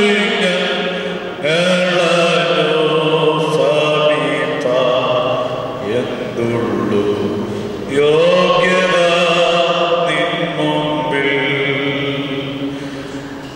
ഇത്രത്തോളം എന്നെ ആഴമായി സ്നേഹിപ്പാൻ ഞാനും എൻ കുടുംബം എന്തുള്ളൂ. ഇത്ര ശ്രേഷ്ഠമായതെല്ലാം തന്നിടുവാൻ എന്തുള്ളൂ യോഗ്യത നിൻ മുമ്പിൽ. ഇത്ര ശ്രേഷ്ഠമായതെല്ലാം തന്നിടുവാൻ എന്തുള്ളൂ യോഗ്യത നിൻ മുമ്പിൽ. സന്തോഷത്തിന്റെ ഒന്നാമത്തെ രഹസ്യം പ്രാർത്ഥിക്കുക, ഉത്കണ്ഠപ്പെടരുത്. ഉത്കണ്ഠകൾ വരും, ചിന്തകൾ വരും, വിചാരങ്ങൾ വരും, ആവശ്യങ്ങൾ വരും. അത് ഹൃദയത്തിലിട്ടുകൊണ്ട് നടക്കുക. എന്ത് ചെയ്യണം? പ്രാർത്ഥിക്കുക. അപ്പോൾ നമ്മിലേക്ക് ദൈവത്തിൻ്റെ സന്തോഷം ഇറങ്ങി വരും. രണ്ടാമത്തെ രഹസ്യമായി സന്തോഷത്തിന്റെ കാര്യം പൗലോസ് പഠിപ്പിക്കുന്നത് ഫിലിപ്പിയർ 4-ാം അധ്യായത്തിന്റെ 8-9 വാക്യങ്ങളാണ്. ഫിലിപ്പിയർ 4-ാം അധ്യായത്തിന്റെ 8-9 വാക്യങ്ങൾ. ഒടുവിൽ സഹോദരന്മാരെ, സത്യമായത് ഒക്കെയും ഘനമായതൊക്കെയും നീതിയായതൊക്കെയും നിർമ്മലമായതൊക്കെയും രമ്യമായതൊക്കെയും സൽകീർത്തിയായത് ഒക്കെയും സൽഗുണമോ പുകഴ്ചയോ അതൊക്കെയും ചിന്തിച്ചു കൊള്ളുവിൻ. എന്നോട് പഠിച്ചും ഗ്രഹിച്ചും കേട്ടും കണ്ടുമുള്ളത് പ്രവർത്തിപ്പീൻ. എന്നാൽ സമാധാനത്തിന്റെ ദൈവം നിങ്ങളോടുകൂടെ ഇരിക്കും. ചുരുക്കത്തിൽ പറഞ്ഞതാണ്, നല്ല ചിന്തകൾ വേണമെന്ന്. സന്തോഷം ആഗ്രഹിക്കുന്ന വ്യക്തിയാണെങ്കിൽ നമുക്ക് എന്തുണ്ടാകണം? നല്ല ചിന്തകളെ നമ്മുടെ ഹൃദയത്തിൽ ഉണ്ടാകാവും. ഹൃദയം, മനസ്സ്, ഇത് രണ്ടും ഒരു വാക്കായിട്ടാണ് ബൈബിളിൽ പറഞ്ഞിരിക്കുന്നത്. ഹൃദയത്തിനും മനസ്സിനും ഒരേ വാക്കാണ് പറഞ്ഞിരിക്കുന്നത്, ഒരേ ചിന്തയാണ്. ഹൃദയമാണ് മനസ്സ്, മനസ്സാണ് ഹൃദയം. ദൈവം വസിക്കുന്ന സ്ഥലം ഈ ഹൃദയമാണ്. ഹൃദയത്തിൽ അല്ലെങ്കിൽ മനസ്സിലുള്ള കാര്യമാണ് ചിന്തകൾ. ചിന്തകളാണ് ഹൃദയത്തിലുണ്ടാകുന്ന പ്രധാനപ്പെട്ട കാര്യം. 139-ാം സങ്കീർത്തനത്തിന്റെ അവസാന ഭാഗത്ത് ആ സങ്കീർത്തനക്കാരൻ പറയാണ്, ദൈവമേ എന്നെ പരിശോധിച്ച് നിലവുകളെ അറിയണമേ, എന്റെ ഹൃദയത്തെ ശോധന ചെയ്യണമേ, വ്യസനത്തിനുള്ള മാർഗം അതിലുണ്ടോ എന്ന് നോക്കി ശാശ്വത മാർഗത്തിൽ എന്നെ നടത്തണമേ. സന്തോഷം വേണമെങ്കിൽ ഒരു നല്ല ചിന്ത വേണം. നല്ല ചിന്തകൾ ഹൃദയത്തിലുണ്ടാകും, നല്ല ധ്യാനം ഉണ്ടാകും. നല്ല വായനകളിലൂടെ നല്ല ചിന്തകള്, നല്ല ധ്യാനങ്ങള് ഒക്കെ ഹൃദയത്തിലുണ്ടാകണം. അവർക്ക് എപ്പോഴും സന്തോഷം. സന്തോഷത്തിന്റെ വലിയ രഹസ്യമാണ്. ദുഷ്ടമായ ചിന്തകൾ, പാപകരമായ ചിന്തകൾ, തിന്മയായ ചിന്തകൾ മനസ്സിലിട്ടുകൊണ്ട് നടന്നാൽ നമുക്കൊരിക്കലും സന്തോഷമില്ല, സന്തോഷിക്കാൻ കഴിയത്തില്ല. ഇതിനെ പുറത്തു കളഞ്ഞിട്ട് ദൈവികമായ ധ്യാനങ്ങൾ, ദൈവികമായ ചിന്തകൾ, ദൈവികമായ ഗാനങ്ങൾ മനസ്സിലിങ്ങനെ പാടി പാടി സന്തോഷത്തിന്റെ നിറവിലേക്ക് നമുക്ക് വരാൻ കഴിയണം. സത്യമായതൊക്കെയും നീതിയായതൊക്കെയും രമ്യമായതൊക്കെയും സൽകീർത്തിയായതൊക്കെയും സൽഗുണമായതൊക്കെയും പുകഴ്ചയായതൊക്കെയും നിങ്ങൾ ചിന്തിച്ചുകൊള്ളുകയും അതിൽ നിന്നാണ് നല്ല പ്രവൃത്തികൾ ഉണ്ടാകുന്നത്. ഹൃദയത്തിലാണ് പാപം. കർത്താവ് അങ്ങനെ പഠിപ്പിക്കുന്നത്. കർത്താവ് പറയാണ്, വ്യഭിചാരം ചെയ്യരുത് എന്ന് അരുളി ചെയ്തിട്ടുള്ളത് നിങ്ങൾക്കറിയാമല്ലോ. എന്ന് ഞാൻ നിങ്ങളോട് പറയുകയാണ്, ദുഷ്ടമായ ആഗ്രഹത്തോടുകൂടി നിങ്ങൾ സ്ത്രീയെ നോക്കിയാൽ നിങ്ങൾ വ്യഭിചാരം ചെയ്തു പോയി. പ്രവൃത്തി വേണമെന്നില്ല, അതാണ് ഹൃദയത്തിൽ ചിന്തിച്ചാൽ മതി. ഹൃദയത്തിനകത്താണ്, ആ ഹൃദയത്തിൽ നിന്നാണ് പാപം വരുന്നത്. ദുഷ്ടനായ മനുഷ്യന്റെ ഹൃദയത്തിലെ തിന്മയായ നിക്ഷേപത്തിൽ നിന്ന് തിന്മ പുറപ്പെടുവിക്കും. നല്ല മനുഷ്യനോ തന്റെ ഹൃദയത്തിലുള്ള നല്ല നിക്ഷേപത്തിൽ നിന്ന് നല്ലത് പുറപ്പെടുവിക്കും. നല്ലത് പിന്നെ ചെയ്യണമെങ്കിൽ എന്ത് വേണം? നല്ല നിക്ഷേപം വേണം ഹൃദയത്തിൽ. ഹൃദയത്തിൽ നല്ല ചിന്തകൾ വേണം, നല്ല ചിന്തകൾ ഉണ്ടാകണം. അപ്പൊ ഹൃദയത്തിൽ നല്ല ചിന്തകൾ, നന്മ നിറഞ്ഞ ചിന്തകൾ ഉണ്ടാവുകയാണ് ഏറ്റവും പ്രധാനപ്പെട്ട കാര്യം. റോമാലേഖനം 8-ാം അധ്യായത്തിന്റെ 5-ാം വാക്യത്തില് നമ്മൾ വായിക്കും. റോമർ 8:5, ജഡസ്വഭാവമുള്ളവർ ജഡത്തിനുള്ളതും ആത്മസ്വഭാവമുള്ളവർ ആത്മാവിനുള്ളതും ചിന്തിക്കും. ജഡത്തിന്റെ ചിന്ത മരണം, ആത്മാവിന്റെ ചിന്തയോ ജീവനും സമാധാനവും തന്നെ. ചിന്തകൾ നമ്മളെ ഒന്നുകിൽ മരണത്തിലേക്ക് കൊണ്ടുപോകും, അല്ലെങ്കിൽ ജീവനിലേക്ക് കൊണ്ടുപോകും. ചിന്തകൾ ഭയങ്കരമാണ്. ജഡത്തിന്റെ ചിന്ത, ജഡസ്വഭാവമുള്ള ആളുകൾ ജഡത്തിന്റെ കാര്യങ്ങളാണ് ചിന്തിച്ചുകൊണ്ടിരിക്കുന്നത്. ജഡത്തിന് ഇഷ്ടമുള്ള കാര്യങ്ങൾ, മോഹങ്ങൾ, പാപങ്ങൾ ഇങ്ങനെ ചിന്തിച്ച് ചിന്തിച്ച് ഒടുവിൽ എവിടേക്ക് ഇവര് മരണത്തിലേക്ക് ചെല്ലും. ആത്മസ്വഭാവമുള്ളവരോ ആത്മാവിന്റെ കാര്യങ്ങളാണ് ചിന്തിക്കുക, ആത്മീയ കാര്യങ്ങൾ ധ്യാനിക്കും. അങ്ങനെ ചിന്തിച്ച് ചിന്തിച്ച് ഒടുവിൽ അവരുടെ ചെല്ലും ജീവനിലേക്കും സമാധാനത്തിലേക്കും ചെല്ലും. ചിന്തകൾ പരിശോധിക്കുക. എന്റെ ചിന്തകൾ എന്താ? വെറുതെ ഇരിക്കും എന്റെ ചിന്ത എന്താ? ഞാൻ എന്താ ധ്യാനിക്കുന്നത്? എന്തൊക്കെ എന്റെ ഹൃദയത്തിൽ ഈ കിടപ്പുണ്ട്, അടിഞ്ഞുകൂടി കിടപ്പുണ്ട്? പുറത്തു കളയേണ്ട എന്തെല്ലാം അശുദ്ധികൾ എൻ്റെ ഹൃദയത്തിലുണ്ട്? പ്രതികാര ചിന്തകളുണ്ടോ? ക്ഷമിക്കാൻ കഴിയാത്ത ചിന്തകളുണ്ടോ? മറ്റുള്ളവർ മൂലം ഏൽക്കേണ്ടി വന്ന ആ തിന്മയുടെ ചിന്തകളുണ്ടോ? അശുദ്ധമായ ചിന്തകളുണ്ടോ? പാപ ചിന്തകളുണ്ടോ? ഒക്കെ ഉണ്ടെങ്കിൽ ദൈവമേ എൻ്റെ ഹൃദയത്തെ അറിയണമേ, ഒന്ന് പരിശോധിക്കണമേ. വ്യസനത്തിലുള്ള മാർഗം അതിലുണ്ടോ എന്ന് നോക്കിയിട്ട് എന്നെ ശാശ്വതമായ മാർഗത്തിലേക്ക് നടത്തണമേ എന്ന് നമുക്ക് പ്രാർത്ഥിക്കണം. ഒരു ഗുരു തന്റെ കീഴിലുള്ള 2 ശിഷ്യന്മാരെ പഠനമൊക്കെ കഴിഞ്ഞിട്ട് അവർക്കൊരു ചെറിയ പരീക്ഷണം കൊടുക്കുകയാണ്. ആ പരീക്ഷണം എന്താണ്? 2 പേർക്കും ഓരോ മുറി കൊടുത്തു. എന്നിട്ട് പറഞ്ഞു, 10 രൂപ കൈ കൊടുത്തിട്ട് പറയാണ്, നിങ്ങൾ എന്തെങ്കിലും മേടിച്ച് ഈ മുറി മുഴുവൻ നിറയ്ക്കണമെന്ന് പറഞ്ഞു. ഈ 10 രൂപയ്ക്ക് എന്തോ മേടിക്കുന്നത്? ഈ മുറി മുഴുവൻ നിറയ്ക്കണമല്ലോ. അവിടെയാണ് അവർ ശിഷ്യരിക്കും നടന്ന് പല സാധനങ്ങളും വില ചോദിച്ചിട്ട് 10ന് വില കൂടുതലാണ്. 10 രൂപയ്ക്ക് ഒന്നും മേടിച്ച് നിറയ്ക്കാൻ പറ്റത്തില്ല. എപ്പോഴാണ് കണ്ടത്? ഒരു മനുഷ്യന്റെ വീടിന്റെ അടുത്തായിട്ട് ധാരാളം ചപ്പ് ചവറുകളും വേസ്റ്റും അടഞ്ഞു കിടക്കുന്ന സാധനങ്ങളെല്ലാം കൂടെ കൂട്ടിയിട്ടിരിക്കുക. അപ്പൊ ആ വീട്ടിൽ ചെന്നിട്ട് ഇയാൾ ചോദിക്കുക, സാറ് ആ വേസ്റ്റ് എല്ലാം ഞാൻ എടുത്തോട്ടെ, 10 രൂപ തരാമെന്ന്. അയാൾ പറഞ്ഞു, മോനെ നീ അത് കൊണ്ടുപോയിക്കോളാം, നീ 10 രൂപ തരണ്ട, അത് ഫ്രീ ആയിട്ട് കൊണ്ടുപോയിക്കോളാം പറഞ്ഞു. കാരണം അയാൾക്ക് ലോട്ടറി അടിച്ചതാ. കാരണം ഇതെങ്ങനെയും ഒന്ന് പോയി കിട്ടിയാൽ മതിയാണെന്ന് ചിന്തിച്ചിരിക്കുമ്പോൾ അയാള് 10 രൂപ കൊടുത്തിട്ട് പറയാണ്, ആ വേസ്റ്റ് എല്ലാം കൊണ്ടുപോയിക്കോട്ടെ, ഇത് നീ കൊണ്ടുപോയിക്കോളാൻ പറഞ്ഞു. അങ്ങനെയാണ് വണ്ടിക്ക് കൊടുക്കേണ്ട ചാർജ് മാത്രം 10 രൂപ ആയി.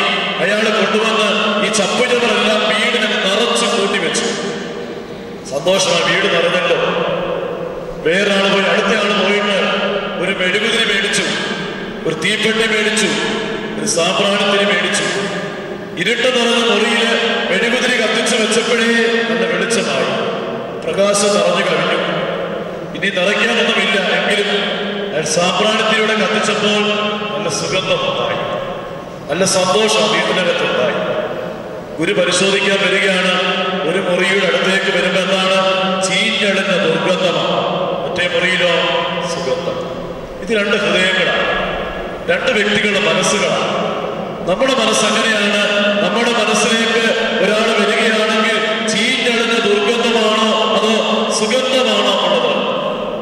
ദൈവികമായ നല്ലൊരു ഹൃദയം, നല്ല ചിന്തകൾ, നല്ല ധ്യാനങ്ങൾ ഹൃദയത്തിൽ നിറയുകയാണ് ഏറ്റവും പ്രധാനമായിട്ട് ഉള്ളത്. നല്ല മനസ്സ് നമുക്ക് ഉണ്ടാവുക, അതാണ് ദൈവം നമ്മെക്കുറിച്ച് പ്രധാനമായിട്ട് ആഗ്രഹിക്കുന്നത്. മനസ്സിൽ നിന്ന് പുറത്തു കളയേണ്ട ഏറ്റവും ദുഷിച്ച ഒരു ചിന്തയാണ് മറ്റുള്ളവരോടുള്ള പ്രതികാര ചിന്തകൾ. മറ്റുള്ളവരോടുള്ള പ്രതികാര ചിന്തകൾ മനസ്സിൽ നിന്ന് പുറത്തു കളയേണ്ടതാണ്. കർത്താവ് പറഞ്ഞു, നിങ്ങൾ ഏതെങ്കിലും വീട്ടിൽ ചെന്നാൽ നിങ്ങൾ എന്ത് പറയണം? സമാധാനം എന്ന് പറയണം. നിങ്ങൾ സമാധാനം പറഞ്ഞാൽ സമാധാനം ഉണ്ടാകും. അത്രയ്ക്കാണ് അതരങ്ങളുടെ ശക്തി. നിങ്ങളൊരു വീട്ടിൽ ചെന്നിട്ട് നിങ്ങൾക്ക് നല്ലത് ഭവിക്കട്ടെ എന്ന് പറഞ്ഞാൽ ആ വീടിന് അതിൻ്റെതായ ഒരു പോസിറ്റീവ് എനർജി ഉണ്ടാകും. പറയുന്ന ആളിൽ ഒരു നന്മ ഉണ്ടാകണമെന്ന് മാത്രം. ഹൃദയത്തിൽ നല്ല നിക്ഷേപമുള്ളവർ ആ നിക്ഷേപത്തിൽ നിന്ന് നന്മ ആ വീട്ടിലേക്ക് ഒഴുകിക്കൊടുക്കും. ചില മനുഷ്യരെന്താണ്? ഹൃദയത്തിൽ ദുഷ്ടത നിറഞ്ഞ ആളുകൾ വാ തുറന്ന് സംസാരിച്ച് അവരുടെ വായിലൂടെ തിന്മ പുറത്തേക്ക് വരും. അതുകൊണ്ടായിരിക്കും കണ്ണുദോഷം നമ്മൾ പറയുന്നത്. എന്ന് പറഞ്ഞാൽ ഹൃദയത്തിൽ ദുഷ്ടത നിറഞ്ഞ ആളുകൾ വാ തുറന്ന് എന്തെങ്കിലും പറഞ്ഞാൽ ഉള്ളിലെ ദുഷ്ടതയാണ് പുറത്തേക്ക് വരുന്നത്. ഹൃദയത്തിൽ നന്മയുള്ള ആളോ വാ തുറന്ന് സംസാരിച്ചാൽ നന്മ മാത്രമേ വരുത്തൂ, നന്മയെ വരുത്തൂ. ഒരു നല്ല മനുഷ്യനാണ്, ഒരു നല്ല മനുഷ്യനാണ്. എന്നിട്ട് നീ വാ തുറന്ന് സംസാരിക്കുക. മോനെ ദൈവം നിന്നെ അനുഗ്രഹിക്കട്ടെ എന്ന് പറ, മക്കളെ ദൈവം നിന്നെ അനുഗ്രഹിക്കട്ടെ എന്ന് പറ. നിന്നിലൂടെ നന്മ പുറത്തേക്ക് ഒഴുകി വരും. ഓരോ ശിഷ്യന്മാരെയും കർത്താവ് അയക്കുമ്പോൾ പറയുകയാണ്, നിങ്ങൾ ഏത് വീട്ടിൽ ചെന്നാലും നിങ്ങൾ പറയേണ്ടതാണ് സമാധാനം എന്ന് പറയണം. അത് പറയുമ്പം പ്രത്യേകം അറിയാമോ? ആ വീട്ടിൽ സമാധാന മക്കളുണ്ടെങ്കിൽ മാത്രം നിങ്ങളുടെ സമാധാനം ആ വീട്ടിൽ വസിക്കും. സമാധാനം പ്രാപിക്കാൻ യോഗ്യരായ ആരെങ്കിലും ആ വീട്ടിലുണ്ടെങ്കിൽ മാത്രമേ നിങ്ങൾ പറയുന്ന സമാധാനം ആ വീടിന് കിട്ടത്തുള്ളൂ. ഇല്ലെങ്കിലോ അപ്പൊ ആ സമാധാനം നിങ്ങളിലേക്ക് തന്നെ മടങ്ങിപ്പോകും, പറയും നിങ്ങളിലേക്ക് തന്നെ മടങ്ങിപ്പോകും. സമാധാനത്തിന് യോഗ്യതയില്ലാത്ത വീടാണെങ്കിൽ ആരെല്ലാം ഒന്ന് പ്രാർത്ഥിച്ചാലും സമാധാനം വീടിനുണ്ടാകത്തില്ല. കാരണം എന്താ? ആ വീടിന് യോഗ്യതയില്ല, പ്രാർത്ഥന വീട്ടിലില്ല, പള്ളി ആരാധനയ്ക്ക് പോകുന്നവരല്ല, നന്മ ചെയ്യുന്നവരല്ല, മറ്റുള്ളവരെ കബളിപ്പിക്കുന്നവരാ. ദോഷം ചെയ്യുന്ന വീടാണെങ്കിൽ ആരെ വിളിച്ച് നിങ്ങൾ പ്രാർത്ഥിച്ചാലും സമാധാനം സമാധാനമെന്ന് എത്ര ഉറക്കെ പറഞ്ഞാലും സമാധാനം വീടിന് വരത്തില്ല. കാരണം എന്താ? സമാധാനത്തിന്റെ യോഗ്യത വീടിനില്ല. സമാധാനത്തിന് യോഗ്യതയുള്ള വീടായിട്ട് ആദ്യം മാറും, എന്നിട്ട് സമാധാനം വീട്ടിൽ നിറയണം. ഇതുപോലെ ശാപം നമ്മൾ നടന്നു പോകുമ്പോൾ ആരെങ്കിലും നിങ്ങളെ ശപിച്ചാൽ, അകാരണമായി നിങ്ങളെ ചീത്ത വിളിച്ചാൽ, നിങ്ങളെ കുറ്റം പറഞ്ഞാൽ തിരിച്ചൊന്നും പറയേണ്ട ആവശ്യമൊന്നുമില്ല. നിങ്ങൾ സ്വീകരിച്ചാൽ മാത്രമേ നിങ്ങൾക്ക് വല്ലതും കിട്ടത്തുള്ളൂ. അവിടെയാണ് ഒരാൾ 10 രൂപ നിങ്ങൾക്ക് തരുമ്പോൾ നിങ്ങൾ കൈ നീട്ടി മേടിച്ചാൽ മാത്രമേ ആ 10 രൂപ നിങ്ങൾക്ക് കിട്ടത്തുള്ളൂ. കൈ നീട്ടി നിങ്ങൾക്ക് തരുമ്പോൾ നിങ്ങൾ മേടിക്കാതെ ചിരിച്ചോട് പോയാലുണ്ടല്ലോ, എന്താണ് നിങ്ങൾ കിട്ടുമല്ലോ? ഇല്ല. അവരിലേക്ക് തന്നെ മടങ്ങിപ്പോകും, അവരിലേക്ക് തന്നെ മടങ്ങിപ്പോകും. അവിടെയാണ് സ്തേഫാനോസ് ശമ്മാസനെ കല്ലെറിയുവാനായി ആളുകൾ കൂടി വന്നപ്പോൾ അവിടെ നിൽക്കുന്നവർ അവന് നേരെ, സ്തേഫാനോസ് നേരെ ദൂഷ്യ വർത്തമാനങ്ങൾ പറഞ്ഞ് പല്ല് കടിച്ചു എന്നാ പറഞ്ഞിരിക്കുന്നു. കുറ്റാരോപണങ്ങൾ നടത്തിക്കൊണ്ട് അവന് നേരെ പല്ല് കടിച്ച് മുഖം വികൃതമാക്കി. സ്തേഫാനോസിന്റെ മുഖം ഒരു ദൈവദൂതന്റെ മുഖം പോലെ പ്രകാശിച്ചു എന്ന് വായിക്കും.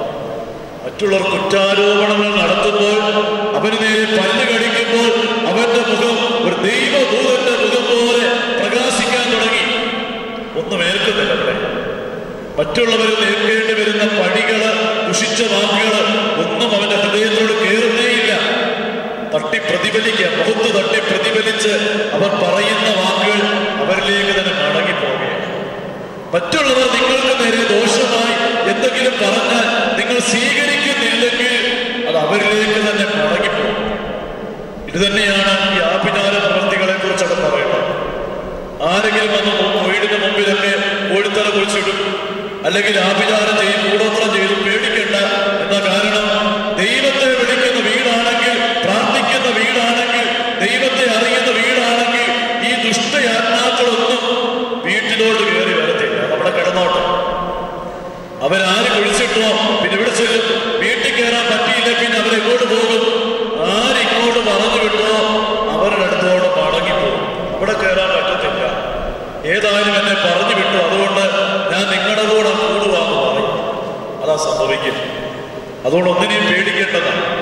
അതുകൊണ്ട് ആരെക്കുറിച്ചും ദുഷിച്ചമായ ഒരു ചിന്തയും വേണ്ട. എനിക്ക് ദ്രോഹം ചെയ്തു, ഞങ്ങളെ നശിപ്പിക്കാൻ അങ്ങനെ പറഞ്ഞു, ഞങ്ങളെ അങ്ങനെ ചെയ്തു, ഇതൊന്നും ചിന്തിക്കേ വേണ്ട.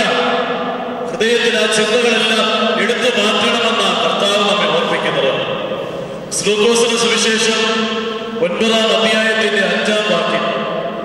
ലൂക്കോസ് 9-ാം അധ്യായത്തിന്റെ 5-ാം വാക്യം ഇങ്ങനെയാണ്: നിങ്ങൾ ഏതെങ്കിലും പട്ടണത്തിൽ ചെല്ലുമ്പോൾ അവിടെയുള്ളവർ നിങ്ങളെ സ്വീകരിക്കാതെയും നിങ്ങളുടെ വാക്ക് കേൾക്കാതെയും ഇരുന്ന നിങ്ങൾ ആ പട്ടണം വിട്ടു പോകുമ്പോൾ നിങ്ങളുടെ കാലിൽ പറ്റിയ പൊടി സാക്ഷ്യത്തിനായി കൊടുക്കുക. ഈ കാലിൽ പൊടി പറ്റിയിരിക്കും, തട്ടിയെ കളഞ്ഞിട്ട് പോകും. എന്താ അതിനർത്ഥം? വസതി കാലിലല്ല, പൊടിയുടെ പറ്റുന്ന ഹൃദയത്തിലാണ് പറ്റുന്നത്. അയ്യോ, ഞങ്ങളോട് പറഞ്ഞല്ലോ, ഞങ്ങൾ പറഞ്ഞിട്ട് ആരും കേട്ടില്ലല്ലോ, ഞങ്ങളെ ആരും സ്വീകരിച്ചില്ലല്ലോ, ഞങ്ങൾ ഇത്രയും കഷ്ടപ്പെട്ടിട്ട് ഞങ്ങളെ ആരും വീട്ടിലോട് സ്വീകരിച്ചു പോലുമില്ലല്ലോ. ഈ ഒരു ചിന്തകൾ നിങ്ങൾക്ക് ആ പട്ടണത്തിൽ വെച്ച് ഉണ്ടായി കഴിഞ്ഞാൽ നിങ്ങൾ എന്ത് ചെയ്യണം? അന്നേരം തന്നെ തട്ടിക്കളഞ്ഞേക്കണം. ആ ചിന്തകളുമായി നിങ്ങൾ അടുത്ത പട്ടണത്തിലേക്ക് പോകരുത്. അടുത്ത പട്ടണത്തിലേക്ക് ആ ചിന്തകളുമായി പോയതാണ് അവിടെ നിങ്ങൾ നിരാശപ്പെടാനിടയാകും. ആ പട്ടണത്തിൽ സംഭവിച്ചതുപോലെ തന്നെയാകുമോ ദൈവമേ അടുത്ത പട്ടണത്തിൽ സംഭവിക്കുന്നു എന്നുള്ള ചിന്തയുണ്ടാകും. നിങ്ങൾ എന്ത് ചെയ്യണം? പൊടി ആരെങ്കിലും നിങ്ങളുടെ ഹൃദയത്തിൽ ഇട്ടാൽ നേരെ തട്ടിക്കളഞ്ഞേക്കണം. അന്നേരം തട്ടിക്കളഞ്ഞേക്കണം. നിങ്ങൾ ഇടുന്ന പൊടികളൊന്നും എന്നെ മൂടിക്കളയത്തില്ല. നിങ്ങൾ എന്റെ നേരെ ഉപയോഗിക്കുന്ന വാക്കുകളൊന്നും എന്നെ തകർക്കത്തില്ല. ദൈവം എന്റെ കൂടെ ഉണ്ട്. കാരണം സർവശക്തന്റെ നിഴലിൻ കീഴിൽ പാർക്കുന്നവനാണ് ഞാൻ. ആ ദൈവത്തിന്റെ കീഴിൽ അത്യുന്നത മറവിൽ പാർക്കുന്നവനാണ് ഞാൻ. നിങ്ങൾ എനിക്കെതിരെ എന്തെല്ലാം പറഞ്ഞാലും എന്തെല്ലാം പ്രയോഗിച്ചാലും ഒന്നും ഫലിക്കത്തില്ല. കാരണം ഒരു ബാധയും എന്റെ കൂടാരത്തിന് നേരെ കടന്നു ഫലിക്കത്തില്ല, അടുത്ത് വരത്തില്ല. ഇവിടെയാണ് പ്രതികാര ചിന്തകളെ പുറന്തള്ളാൻ കർത്താവെന്ന് പറയാം. എന്നോട് പറഞ്ഞല്ലോ, അങ്ങനെ ചെയ്തല്ലോ, പഠിപ്പിച്ചല്ലോ, ഈ ചിന്തകള് ഹൃദയത്തിലുണ്ടെങ്കിൽ ചെതലുപോലെ ഹൃദയത്തെ, മനസ്സിനെ കാർന്ന് തിന്ന് ഒടുവിൽ സമാധാനമില്ലാതായിത്തീരും. അത് കളയണം. അവിടെയാണ് പിശാച് വരുന്നതിനറിയാമോ? മോഷ്ടിക്കാനും അറുക്കാനും മുടിക്കാനും. പിശാചികമായ ചിന്തകളാണ്. പിശാച് ഹൃദയത്തിൽ വരുന്ന നമ്മളെ മോഷ്ടിക്കാനും അറുക്കാനും മുടിക്കാനും. യേശു വന്നോ അവർക്ക് ജീവൻ ഉണ്ടാകാനും അത് സമൃദ്ധിയായിട്ടുണ്ടാകുവാനും മാത്രമേ നമുക്ക് ജീവൻ തരാൻ. ജീവന് തടസ്സമായി നിൽക്കുന്ന എന്തെങ്കിലും നമ്മുടെ ചിന്താമണ്ഡലങ്ങളിൽ ഉണ്ടെങ്കിൽ അതിനെ പുറന്തള്ളിയിട്ട് അതിന് പകരം ജീവദായകനായ യേശുവിനെ ഹൃദയത്തിൽ നിറയ്ക്കുമ്പോഴാണ് യഥാർത്ഥ സന്തോഷത്തിലേക്ക് വളരാനും ജീവിക്കാനും നമുക്കെല്ലാവർക്കും ഇടയായിട്ട് തീർക്കും. ഇപ്പൊ രണ്ടാമത്തെ സന്തോഷ രഹസ്യമാണ് നല്ല ചിന്തകൾ. ആരെ കണ്ടാൽ എന്താണ്? നല്ല ചിന്തയെ വരാം. അവിടെയാണ് ഒരാളെ കുറിച്ച് കാണുമെന്നാണ് അയാളുടെ നല്ല കാര്യങ്ങളെ പറയാം. നമ്മുടെ സ്നേഹിതരുടെ നല്ല കുറെ സ്വഭാവങ്ങൾ നമ്മൾ മനസ്സിൽ കാണണം. എന്നിട്ട് അവരെ കാണുമ്പോൾ ആത്മാർത്ഥമായി ചിരിക്കണം, ആത്മാർത്ഥമായി സ്നേഹിക്കണം. ഉള്ളിലൊന്ന് വെച്ചുകൊണ്ട് മറ്റൊന്ന് പറയരുത്. ഹൃദയത്തിൽ ദ്രവത്വമുണ്ടാകും. ഉള്ളിൽ സന്തോഷം, ഉള്ളിൽ സ്നേഹം, ഉള്ളിൽ കരുണ, ഉള്ളിൽ ദൈവീകമായ ചിന്തകൾ ഒക്കെ ഹൃദയത്തിൽ നിറയുക, വലിയ സന്തോഷം അനുഭവിക്കും. രണ്ട് കാര്യങ്ങളാണ് ഇവിടെ പറഞ്ഞതെന്ന്. പ്രാർത്ഥിക്കുക, നിങ്ങൾ ഉത്കണ്ഠപ്പെടരുത്. ഉത്കണ്ഠപ്പെടരുത്. പത്രോസ്ലീഹ 1-ാം ലേഖനം 5-ാം അധ്യായം 7-ാം വാക്യം, അവൻ നിങ്ങൾക്ക് വേണ്ടി കരുതുന്നതാകിയാൽ നിങ്ങളുടെ സകല ചിന്താകുലം അവന്റെ മേൽ ഇട്ടുകൊള്ളുവീൻ. രണ്ടാമത് പറയാണ്, നല്ല ചിന്തകളാൽ ഹൃദയത്തെ നിറയ്ക്കും. മൂന്നാമത്തെ ചിന്ത നമ്മൾ വായിക്കുന്നത് ഫിലിപ്പിയ ലേഖനം 4-ാം അധ്യായത്തിന്റെ 11 മുതൽ 13 വരെയുള്ള വാക്യങ്ങൾ. ഫിലിപ്പിയർ 4-ന്റെ 11 മുതൽ 13 വരെയുള്ള വാക്യങ്ങൾ. ഉള്ള അവസ്ഥയിൽ അലംഭാവത്തോടിരിപ്പാൻ ഞാൻ പഠിച്ചിട്ടുണ്ട്. താഴ്ചയിൽ ഇരിപ്പാനും സമൃദ്ധിയിൽ ഇരിപ്പാനും എനിക്ക് അറിയാം. തൃപ്തനായിരിക്കാനും വിശ്വസിരിക്കാനും ബുദ്ധിമുട്ട് അനുഭവിക്കാനും എല്ലാം ഞാൻ ശീലിച്ചിരിക്കും. എന്നെ ശക്തനാക്കുന്ന മുഖാന്തരം ഞാൻ സകലത്തിനും മതിയാകും. ചുരുക്കി പറഞ്ഞതാണ് ഉള്ളതിൽ സംതൃപ്തി. സന്തോഷത്തിന് ഏറ്റവും രഹസ്യമാണ് ഉള്ളതിൽ സംതൃപ്തി. ഉള്ള അവസ്ഥയിൽ അലംഭാവത്തോടിരിക്കാൻ എനിക്കറിയാം. ഈ അലംഭാവ വാക്കിന് നമ്മൾ ഉദാസീനത, അലസത എന്നൊക്കെയാണ് നമ്മൾ ചിന്തിക്കുന്നത്. അതല്ല അതിന്റെ അർത്ഥം. എന്താണ്? സംതൃപ്തി ഉള്ള അവസ്ഥ, സംതൃപ്തനായിരിക്കുക. ഒരു സ്ത്രീ പറയാണ്, ഉള്ള അവസ്ഥയിൽ സംതൃപ്തനായിരിക്കാൻ എനിക്കറിയാം. വിശന്നിരിക്കാൻ അറിയാം, പട്ടിണിയിരിക്കാൻ അറിയാം, ബുദ്ധിമുട്ട് അനുഭവിക്കാൻ അറിയാം, സമൃദ്ധിയിരിക്കാൻ അറിയാം, ദാരിദ്ര്യത്തിരിക്കാൻ അറിയാം. ഏത് ജീവിത സാഹചര്യങ്ങളിൽ കൂടെയും സന്തോഷത്തോടെ കടന്നു പോകാൻ തക്കവണ്ണം എന്റെ ദൈവം എന്നെ ശക്തീകരിക്കും, എന്നെ ശക്തനാക്കുന്ന മുഖാന്തരം. അതുകൊണ്ട് സകലത്തിലും മതിയായ, എല്ലാത്തിനും മതിയായ. എന്താണ്? ഏത് ജീവിത സാഹചര്യങ്ങളിൽ കൂടെ കടന്നു പോകാൻ എനിക്കറിയാം. സംതൃപ്തി, അതാണ് ഏറ്റവും പ്രധാനപ്പെട്ട വിഷയം. നമ്മളൊന്ന് സംതൃപ്തരല്ല.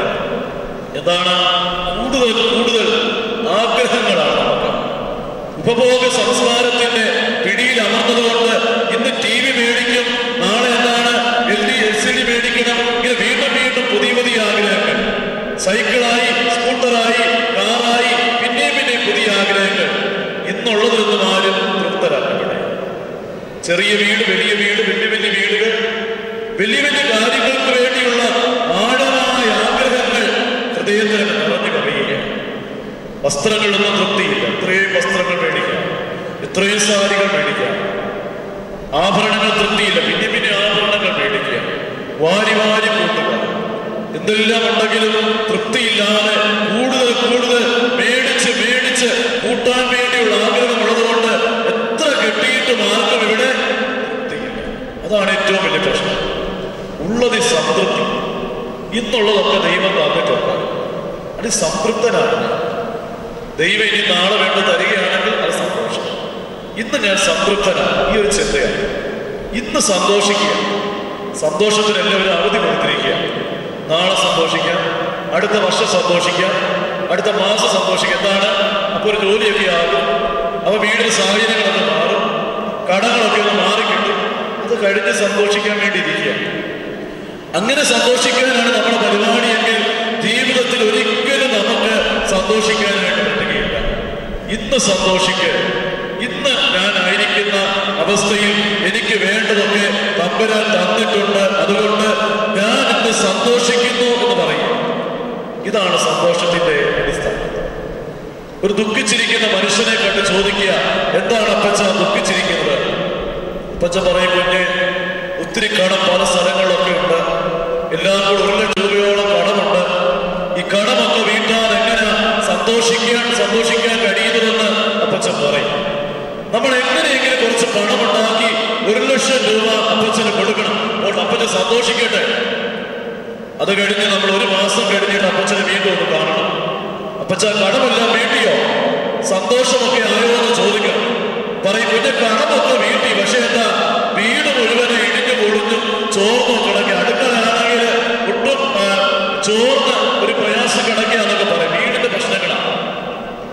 വീട് പണി പെടുതിന് കൊടുത്താലും അപ്പച്ചന് സന്തോഷമാകത്തില്ല. കാരണം അങ്ങനെ എന്താണ്, ഈ വെള്ളം കുടിക്കുന്നവനൊക്കെ പിന്നെയും ദാഹിക്കും. ഇതൊക്കെ ജീവിതത്തിൽ ഇങ്ങനെ ഉണ്ടായിക്കൊണ്ടിരിക്കും.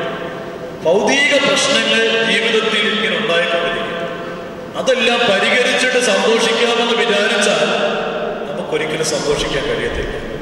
നമുക്കറിയാം, ഒരു പ്രശ്നം കഴിയുമ്പോൾ അത് തീർന്നല്ലോ, തീർത്തിട്ട് അടുത്ത പ്രശ്നം പിന്നെ വരുന്നു. പ്രശ്നങ്ങൾ ഇങ്ങനെ ഒന്നിനു പുറകെ ഒന്നായി വന്നുകൊണ്ടിരിക്കും. ഇതെല്ലാം തീർന്നിട്ട് നദി മുഴുവൻ വറ്റി തീർന്നിട്ട് അക്കരയ്ക്ക് പോകാമെന്ന് വിചാരിച്ചിരുന്നാൽ നീ ഒരിക്കലും അക്കരയ്ക്ക് പോകത്തില്ല. നദിയെ കിടക്കിട്ട് മേടിക്കൂടെ നീന്ത്, ആ നദിയുടെ മേടിക്കൂടെ ശക്തിയോടെ നീന്ത്. അങ്ങനെ മാത്രമേ അക്കരയ്ക്ക് പോകുവാനായിട്ട് കഴിയത്തുള്ളൂ. ഈ വെള്ളം കുടിക്കുന്നവനൊക്കെ ദാഹിക്കും. കാരണം ഭൗതിക സമ്പത്തിലാണ്, ഭൗതിക ഐശ്വര്യത്തിലാണ് നമ്മുടെ സന്തോഷം ഇരിക്കുന്നതെങ്കിൽ നമ്മൾ പിന്നെയും പിന്നെ ദാഹിച്ചുകൊണ്ടിരിക്കും. വിശുദ്ധനായ അഗസ്തീനോസ് വളരെ പാപത്തിലും തിന്മയിലും ഒക്കെ ജീവിച്ചൊരു മനുഷ്യനാണ്. ഒടുവിൽ ദൈവീകനായ മനുഷ്യനായി തീർന്നിട്ട് അദ്ദേഹം പറഞ്ഞൊരു ചില വരികളുണ്ട്. ഓ സൗന്ദര്യമേ സൗന്ദര്യമേ, നിന്നെ അറിയുവാൻ ഞാൻ ഏറെ താമസിച്ചു പോയി. നീയാണ് സൗന്ദര്യം, നീയാണ് സൗന്ദര്യമെന്നറിയാതെ പല സൗന്ദര്യങ്ങളുടെയും പുറകെ ഞാൻ പോയി. നിന്നെ അറിയാൻ ഞാൻ ഏറെ താമസിച്ചു പോയി. നീയാണ് സന്തോഷം, നീയാണ് സമാധാനം, നീയാണ് സ്നേഹം. അത് അന്വേഷിക്കാതെ, അതറിയാതെ ലോകത്തിൽ കാണുന്ന സ്നേഹത്തിന്റെ, ലോകത്തിൽ കാണുന്ന സന്തോഷത്തിന്റെ, ലോകത്തിന്റെ സമാധാനത്തിന്റെ പുറകെ ഞാൻ പോയി. നിന്നിലേക്ക് ഞാൻ മടങ്ങി വരും. ക്രിസ്തുവിൽ ജീവിക്കുക സംതൃപ്തിയുടെ ജീവിതമാണ്. സംതൃപ്തിയുടെ ജീവിതമാണ്. അന്നൊന്ന് വേണ്ട അപ്പം ഞങ്ങൾക്ക് തരണമേ എന്നല്ലേ നമ്മുടെ പ്രാർത്ഥന. Give us this day our daily bread. നിങ്ങൾക്ക് ദിനംപ്രതി വേണ്ട അപ്പം തരണമേ എന്നല്ലേ. ഒരു മാസത്തേക്ക് വേണ്ട അപ്പം ചോദിച്ചില്ലല്ലോ, ഒരു വർഷത്തേക്കുള്ള അപ്പം ചോദിച്ചില്ലല്ലോ. അന്നന്ന് വേണ്ട അപ്പം ചോദിക്കുന്നെങ്കിൽ നിങ്ങൾക്ക് അന്നന്ന് വേണ്ടതൊക്കെ കർത്താവ് തന്നിട്ടുണ്ട്. നാളെ വേണ്ട നാളെ തരും. നാളത്തെ കാര്യം അവർക്ക് ഇന്ന് ദുഃഖിക്കേണ്ട, ഇന്ന് സന്തോഷിക്കും. ഈ സന്തോഷമാണ് ദൈവം നമ്മിലെന്ന് ആഗ്രഹിക്കുന്നത്. ഒന്നിനെക്കുറിച്ചും വിചാരപ്പെടാതെ, ഒന്നിനെക്കുറിച്ചും ഭാരപ്പെടാതെ ഉള്ളതിൽ പൂർണ്ണ തൃപ്തിയുള്ളവരായി സന്തോഷത്തോടെ ജീവിക്കുവാൻ തക്കവണ്ണം ദൈവം നമ്മോട് ആവശ്യപ്പെടുകയാണ്. ഒരു മനുഷ്യൻ സൈക്കിളിൽ കയറി നടന്ന മനുഷ്യൻ, അയാൾക്ക് ദൈവം കൃപ കൊടുത്ത് ഒരു സ്കൂട്ടർ മേടിച്ചു. അയാൾക്ക് സ്കൂട്ടറിൽ പോകുവാൻ തക്കവണ്ണം ദൈവം ഒരിക്കലും കൃപ കൊടുത്തു. ഈ സ്കൂട്ടറിൽ പോകുമ്പോൾ അയാളുടെ ചിന്ത എന്താ? അയാളുടെ ചിന്ത പറയുന്നതാണ്, കാറ് കിട്ടിയില്ലോ എന്നാ ചിന്ത. അപ്പൊ കാറ് കിട്ടിയില്ലോ എന്നുള്ള ചിന്തയോടെ സ്കൂട്ടറിൽ പോകുമ്പോൾ അവിടെയാണ് അയാൾക്ക് കൂടുതൽ കൂടുതൽ ആഗ്രഹങ്ങളാണ്. ദൈവം കൊടുത്ത ഈ സ്കൂട്ടർ കിട്ടിക്കൊടുത്തിട്ടും അതിൽ സന്തോഷിക്കാനോ നന്ദി പറയാനോ മനസ്സില്ലാതെ അയാൾ വീണ്ടും കാറ് കിട്ടിയില്ലോ എന്ന് പറഞ്ഞ് അയാൾ പോവുകയാണ്. ഇത് മനുഷ്യന്റെ ഒരു അവസ്ഥയാണ്. വേറൊരാൾക്ക് ദൈവം ഒരു സൈക്കിളാണ് കൊടുത്തത്. ഈ സൈക്കിളിൽ പോകുമ്പോൾ അയാളെന്താണ് സന്തോഷം. കാരണം എന്താണ്? ദൈവമേ, നടന്നുപോയി എനിക്ക് നീ ഒരു സൈക്കിൾ തന്നല്ലോ എന്ന് പറഞ്ഞ് നന്ദി പറഞ്ഞ് പാട്ട് പാടി ഇയാൾ സൈക്കിൾ ചവിട്ടിയാൽ ഈ ജെറ്റ് പോകുന്ന പോലെ സൈക്കിൾ പോകുന്നു. കാരണം എന്താ? അത്രയ്ക്ക് സന്തോഷമാണ്. അത്രയ്ക്ക് ദൈവികമായ കൃപ അയാളുടെ മനസ്സിലുണ്ട്. ദൈവം തന്നതിൽ സന്തോഷിക്കുക. ദൈവം ഇന്ന വീട്ടിൽ എന്നെ ആക്കി വെച്ചിരിക്കുന്നു, ഈ വീട്ടിലേക്ക് എന്നെ കൊണ്ടുവന്നിരിക്കുന്നു, അവിടെയാണ് ഇന്ന വീട്ടിൽ ഇന്നയാളുടെ ഭർത്താവായി, ഇന്ന കുഞ്ഞുങ്ങളുടെ അമ്മയായി ദൈവം എന്നെ ആക്കി വെച്ചിരിക്കുന്നു, ഞാൻ സന്തോഷിക്കുന്നു. അവിടെ ഇരിക്കുമെന്നാണ്, അതാകാൻ പറ്റിയില്ലല്ലോ, അവിടെ പോകാൻ പറ്റിയില്ലല്ലോ, അങ്ങനെയൊന്നും ആയിത്തീരാൻ പറ്റിയില്ലല്ലോ, ഈ ചിന്തകളൊന്നും വേണ്ട. നീ ഇന്നായിരിക്കുന്ന വീട്ടിൽ നിന്നെ ദൈവം അനുഗ്രഹിക്കാൻ പ്രാപ്തനാണ്. അവിടെയാണ് ദൈവം ഇന്ന് എന്നെ ഈ ദേശത്തെ ഒരു ജോലിയെ തന്നിരിക്കുന്നതെങ്കിൽ നീ ഒരിക്കലും എന്താണ് ഗൾഫിൽ പോകാൻ പറ്റിയില്ലല്ലോ, അമേരിക്കയിൽ പോകാൻ പറ്റിയില്ലല്ലോ, ചിന്തിക്കൊന്നും വേണ്ട. നീ നന്ദി പറ. ഈ തന്നിരിക്കുന്ന ജോലിക്ക് നന്ദി പറഞ്ഞുകൊണ്ട് ദൈവസന്നിധിയിലായിരിക്കെ ദൈവമായിരിക്കുന്നിടത്ത് നിന്നെ അഭ്യർത്ഥിപ്പെടുത്തുവാൻ കഴിവുള്ളവൻ. ആയിരിക്കുന്ന സന്തോഷമുള്ളവരാണ്. ഇപ്പൊ ആയിരിക്കുന്ന തൃപ്തരാണ്. നാളെ വേണ്ട ദൈവം നാളെ നമുക്ക് ഒരുക്കും. ഒരു സ്കൂൾ അധ്യാപികയുടെ ജീവിത അനുഭവം ഒരു മാസികയിലൂടെ വായിച്ചു. ആ സ്കൂൾ അധ്യാപിക അവിടെയാണ് MA B.Ed അതെല്ലാം കഴിഞ്ഞിട്ട് കോളേജിൽ പഠിപ്പിക്കുവാനുള്ള യോഗ്യതയുള്ള ഒരു ടീച്ചറാണ്. പക്ഷെ ജോലിയൊന്നും കിട്ടിയില്ല. കോളേജിൽ ലെക്ചർ ആകേണ്ട അല്ലെങ്കിൽ പ്രൊഫസർ ആകേണ്ട ആ പെൺകുട്ടിക്ക് ഇന്ന് കിട്ടിയ ജോലി നേഴ്സറി ക്ലാസ്സിൽ കുഞ്ഞുങ്ങളെ അക്ഷരം പഠിപ്പിക്കുന്ന ജോലി. നിരാശയാണ്. കാരണം നിരാശയോടെ സ്കൂളിലേക്ക് ചെല്ലും. കാരണം വലിയ വലിയ ജോലി കിട്ടേണ്ട ഞാൻ ഈ കൊച്ചു കുഞ്ഞുങ്ങളെ അക്ഷരം പഠിപ്പിക്കാനും പാട്ട് പഠിപ്പിക്കാനും ആണല്ലോ ആയിരിക്കുന്നുള്ള വലിയ ഭാരം ആ പെൺകുട്ടിയുടെ മനസ്സിലുണ്ടായി. ക്ലാസ്സിരിക്കുമ്പോൾ കുഞ്ഞുങ്ങൾ ബഹളം വെക്കുമ്പോൾ അവരോട് ദേഷ്യം പ്രകടിപ്പിക്കുകയും എപ്പോഴും വാച്ച് നോക്കിയിരിക്കുകയും സമയം തീരുന്നില്ലല്ലോ എന്ന് പറയുകയും ഒക്കെ ചെയ്തുകൊണ്ട് കുഞ്ഞുങ്ങളെ പഠിപ്പിക്കത്തില്ലായിരുന്നു. പക്ഷെ അത് കഴിഞ്ഞ് ധ്യാനത്തിൽ പങ്കെടുത്തു. ആ ധ്യാനത്തിന്റെ ചിന്ത ഇതായിരുന്നു: ദൈവം നിന്നെ ആക്കി വെച്ചിരിക്കുന്ന സ്ഥലത്ത് നീ വിശ്വസ്തതയുള്ളവളാണ്. നീ ഇന്ന സ്ഥലത്ത് ദൈവം ഒരു ഓഫീസ് നിന്നെ ആക്കി വെച്ചോ, ഒരു ചെറിയ ജോലിയാണ് വന്നിരിക്കുന്നത്, നീ വിശ്വസ്തയോട് ചെയ്യുക. വിശ്വസ്തതയുള്ളവരാകുക. ദൈവമാണ് നിന്നെ ആക്കി, ആരും നിന്നെ ആക്കിയതല്ല. ദൈവം നിന്നെ ആക്കി വെച്ച ആ ഇടത്ത് നീ സന്തോഷത്തോടെ വിശ്വസ്തയോടെ ജോലി ചെയ്യുക. ഇതാണ് കിട്ടിയ സന്ദേശം. അവൾ പറഞ്ഞു, ദൈവമേ, അവിടുന്നാണ് എന്നെ ഇവിടെ ആക്കി വെച്ചതെന്ന് ഞാൻ അറിഞ്ഞില്ല. ഞാൻ നിരാശപ്പെട്ടതിന് എന്നോട് ക്ഷമിക്കണമേ. ഞാൻ പഴി പറഞ്ഞതിന് എന്നോട് ക്ഷമിക്കണമേ. പിന്നീട് അവൾ ഭാവം മാറുകയാണ്. ഈ ക്ലാസ്സിലേക്ക് ചെല്ലുമ്പോൾ അവൾ ആ കുഞ്ഞുങ്ങളുടെ മുഖത്തേക്ക് നോക്കി എഴുതുകയാണ്. വാച്ചിലേക്ക് നോക്കുന്ന ഞാൻ അതിന് പകരം എന്റെ മുമ്പിലിരിക്കുന്ന കുഞ്ഞുങ്ങളുടെ മുഖത്തേക്ക് നോക്കാൻ തുടങ്ങി. എന്റെ ദൈവമേ, ഈ കുഞ്ഞുങ്ങളോടൊന്നിച്ച് കുറെ നാളുകൾ സന്തോഷിക്കാൻ, അവരെ പഠിപ്പിക്കാൻ നീ തന്ന കൃപയ്ക്ക് വേണ്ടി നന്ദിയോടെ സ്തോത്രമെന്ന് ജീവിതം മാറുകയാണ്. ഇതാണ് സന്തോഷം. ഇന്നായിരിക്കുന്ന അവസ്ഥയിൽ തൃപ്തിയുള്ളവരാണ്. ആയിരിക്കുന്ന വീടിനെ സ്നേഹിക്കും. നമ്മുടെ കൊച്ചു വീടിനെ ഇഷ്ടപ്പെടണം. അയൽവക്കത്തെ വീട് കണ്ടിട്ട് ഭാരപ്പെടുവൊന്നും വേണ്ട. അയൽവക്കത്തെ സാഹചര്യങ്ങൾ കണ്ടിട്ട് ആരും നിരാശപ്പെടുവൊന്നും വേണ്ട. അതിനേക്കാളൊക്കെ ഉയർത്താൻ ഈ ദൈവം ശക്തനാണ്. ഇന്നായിരിക്കുന്ന വീട്, ഇന്നായിരിക്കുന്ന ഭർത്താവ്, ഇന്നായിരിക്കുന്ന മക്കള്, ഇന്നായിരിക്കുന്ന ജോലി, ഇന്നായിരിക്കുന്ന അവസ്ഥ പൂർണ്ണ തൃപ്തിയുള്ളവരാണ്. ഉള്ളത് സംതൃപ്തി. ഒരു സ്ത്രീ പറയാണ്, ഉള്ള അവസ്ഥയിൽ പൂർണ്ണ തൃപ്തനായിരിക്കാൻ എനിക്കറിയാം. വിശന്നിരിക്കാൻ അറിയാം, തൃപ്തനായിരിക്കാൻ അറിയാം. ഇന്ന് ഞാൻ രാജാവിന്റെ കൊട്ടാരത്തിരുന്ന് ഭക്ഷണം കഴിക്കും. നാളെ ഭക്ഷണം കിട്ടാതെ പട്ടിണി പാവങ്ങളോടൊപ്പം ചെലവഴിക്കേണ്ടി വരും. അത് സന്തോഷം. എല്ലാ സന്തോഷം. ജീവിതത്തിന്റെ സമസ്ത മണ്ഡലങ്ങളെയും ഉയർച്ചകളെയും താഴ്ചകളെയും എല്ലാം സന്തോഷമെന്ന് എണ്ണിയ ഒരു മനുഷ്യൻ, ഈ മനുഷ്യന് മാത്രമേ സന്തോഷത്തിന്റെ മഹാരഹസ്യം നമ്മളെ പഠിപ്പിക്കാൻ കഴിയത്തുള്ളൂ. കാരണം എന്നെ ശക്തനാക്കുന്ന മുഖാന്തരം ഞാൻ സകലത്തിലും മതിയാകും. ശക്തിപ്പെടുത്തുന്ന യേശു കൂടുണ്ടോ, എനിക്ക് ഏത് സാഹചര്യങ്ങളിലും ജീവിക്കാൻ കഴിയും. ആരെന്നെ ഉപദ്രവിച്ചാലും ആരെന്നെ പഴി പറഞ്ഞാലും എന്റെ അയൽവക്കക്കാരെല്ലാം എനിക്ക് ദോഷമായിരുന്നാലും എനിക്ക് ശക്തിപ്പെടുത്തുന്ന യേശുണ്ടോ, എനിക്ക് അവിടെ സന്തോഷത്തോടെ ജീവിക്കാൻ കഴിയും. അതുകൊണ്ടാ ഫിലിപ്പിയിലെ കാരാഗൃഹത്തിൽ പൗലോസിനെയും സീലാസിനെയും അവരെ 40 അടി വെച്ച് അടിച്ചിട്ട് കാലുകൾ ആമത്തിലിട്ട് കൂട്ടി തടവറയിൽ അടച്ചപ്പോൾ അർദ്ധരാത്രിക്ക് എഴുന്നേറ്റ് പൗലോസും സീലാസും പ്രാർത്ഥിച്ച് പാട്ടുപാടി സ്തുതിച്ചു. മനോഹരമായ പാട്ടുകൾ പാടി ആസ്വദിച്ചു. എന്താണ്? തടവറകൾക്ക് തകർക്കാൻ കഴിയാത്തൊരു സന്തോഷം യേശു എൻ്റെ ഉള്ളിൽ തന്നിട്ടുണ്ട്. അതാർക്കും എടുത്തു മാറ്റാൻ പറ്റത്തില്ല.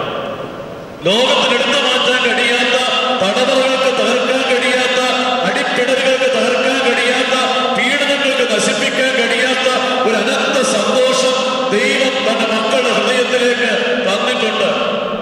ഈ സന്തോഷത്തിന്റെ സ്വാതന്ത്ര്യത്തിന്റെ ഒരു വലിയ പ്രകടനമാണ് ഫിലിപ്പിയായിലെ കാരാഗ്രഹത്തിൽ കണ്ടത്. അവർ എഴുന്നേറ്റ് പ്രാർത്ഥിച്ച് പാട്ടുപാടി ദൈവത്തെ സ്തുതിച്ചു. 3 കാര്യങ്ങളാണ് സന്തോഷത്തിന്റെ മഹാരഹസ്യമായി നമ്മൾ കാണുന്നത്.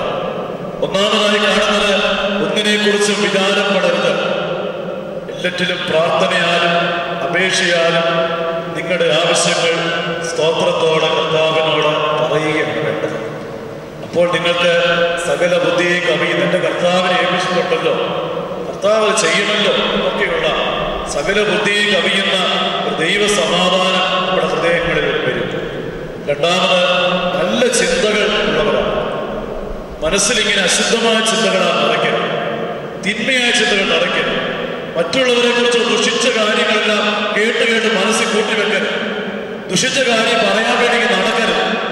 ദുഷിച്ച കാര്യം ആരെങ്കിലും പറഞ്ഞത് കേൾക്കാൻ നിൽക്കരുത്. അവിടെയാണ് നല്ല ചിന്തകൾ, ധ്യാനങ്ങൾ ഹൃദയത്തെ നിറഞ്ഞ് കവിയുക. അതിൽ നിന്ന് നല്ല പ്രവൃത്തി പുറത്തു വരും. നല്ല പ്രവൃത്തി വെറുതെ ഉണ്ടാകും. ഒരു മനുഷ്യൻ തന്റെ നല്ല നിക്ഷേപത്തിൽ നിന്ന് നന്മ പുറപ്പെടുവിക്കും. മുള്ളിൽ നിന്ന് മുന്തിരിങ്ങ പുറത്തു വരത്തില്ല. മുള്ളിൽ നിന്ന് എവിടെയാണ് മുന്തിരിങ്ങ പുറത്തു വരത്തില്ല. മുന്തിരിയിൽ നിന്ന് മാത്രമേ മുന്തിരിങ്ങ പുറത്തു വരത്തുള്ളൂ. നല്ല ചിന്തകൾ ഹൃദയത്തിൽ വരട്ടെ, നല്ല ധ്യാനങ്ങൾ ഹൃദയത്തിൽ വരട്ടെ, നല്ല മഹത് ചിന്തകൾ വായനകളിലൂടെ ഹൃദയത്തിൽ നിറയട്ടെ, നല്ല ദൈവികമായ ചിന്തകൾ നല്ല മനസ്സിലിങ്ങനെ നിറയട്ടെ. ദൈവികമല്ലാത്ത അശുദ്ധികളെ പുറത്തുകൾ, പ്രതികാര ചിന്തകൾ, അസൂയ, കോപം, വിരോധം, ഇതൊക്കെ വെറുതെ കൂട്ടിയിടാതെ അതെല്ലാം പുറത്ത് കളഞ്ഞിട്ട് നല്ല ചിന്തകളായ ഹൃദയത്തെ നിറയ്ക്കാൻ ദൈവം നമ്മെ വിളിക്കുക. മൂന്നാമത്തേത്, ഉള്ളതിൽ തൃപ്തി. ഏറ്റവും പ്രധാനപ്പെട്ടതാണ് ഉള്ളതിൽ പൂർണ്ണ തൃപ്തി. നമ്മൾ മറ്റുള്ളവരെ കണ്ടൊന്നും നമ്മൾ പ്രയാസപ്പെടേണ്ട ആവശ്യമില്ല. ഞാൻ ഇട്ടിരിക്കുന്ന ഈ വസ്ത്രം, ഞാൻ അണിഞ്ഞിരിക്കുന്ന ഈ ആഭരണം, അത് മതി, ദൈവം തന്നതാണ്.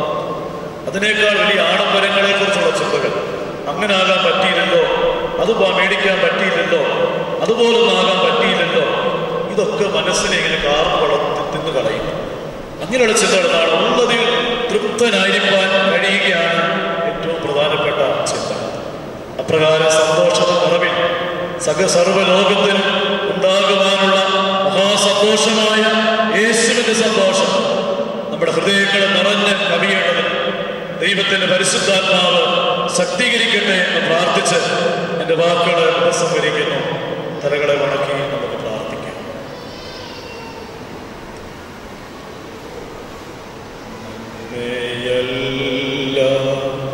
തൊന്നും ചെയ്തിടാത്ത തിന്മയാകെ മായിക്കുന്നവൻ, പാപമെല്ലാം മറക്കുന്നവേ, പുതുജീവനിൽ പകർന്നിടുന്നു. പാപമെല്ലാം മറക്കുന്നവേ, പുതുജീവനിൽ പകർന്നിടുന്നു. യേശു യേശു അവനാരിലും വലിയവൻ. യേശു യേശു അവനാരിലും മതിയായവൻ. ദൈവത്തെ സ്നേഹിക്കുമ്പോൾ സർവം നന്മയ്ക്കായി ഭാവിച്ചിടുന്നു.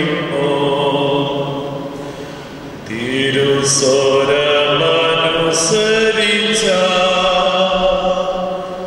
നമുക്കൊരു കീടും അവൻ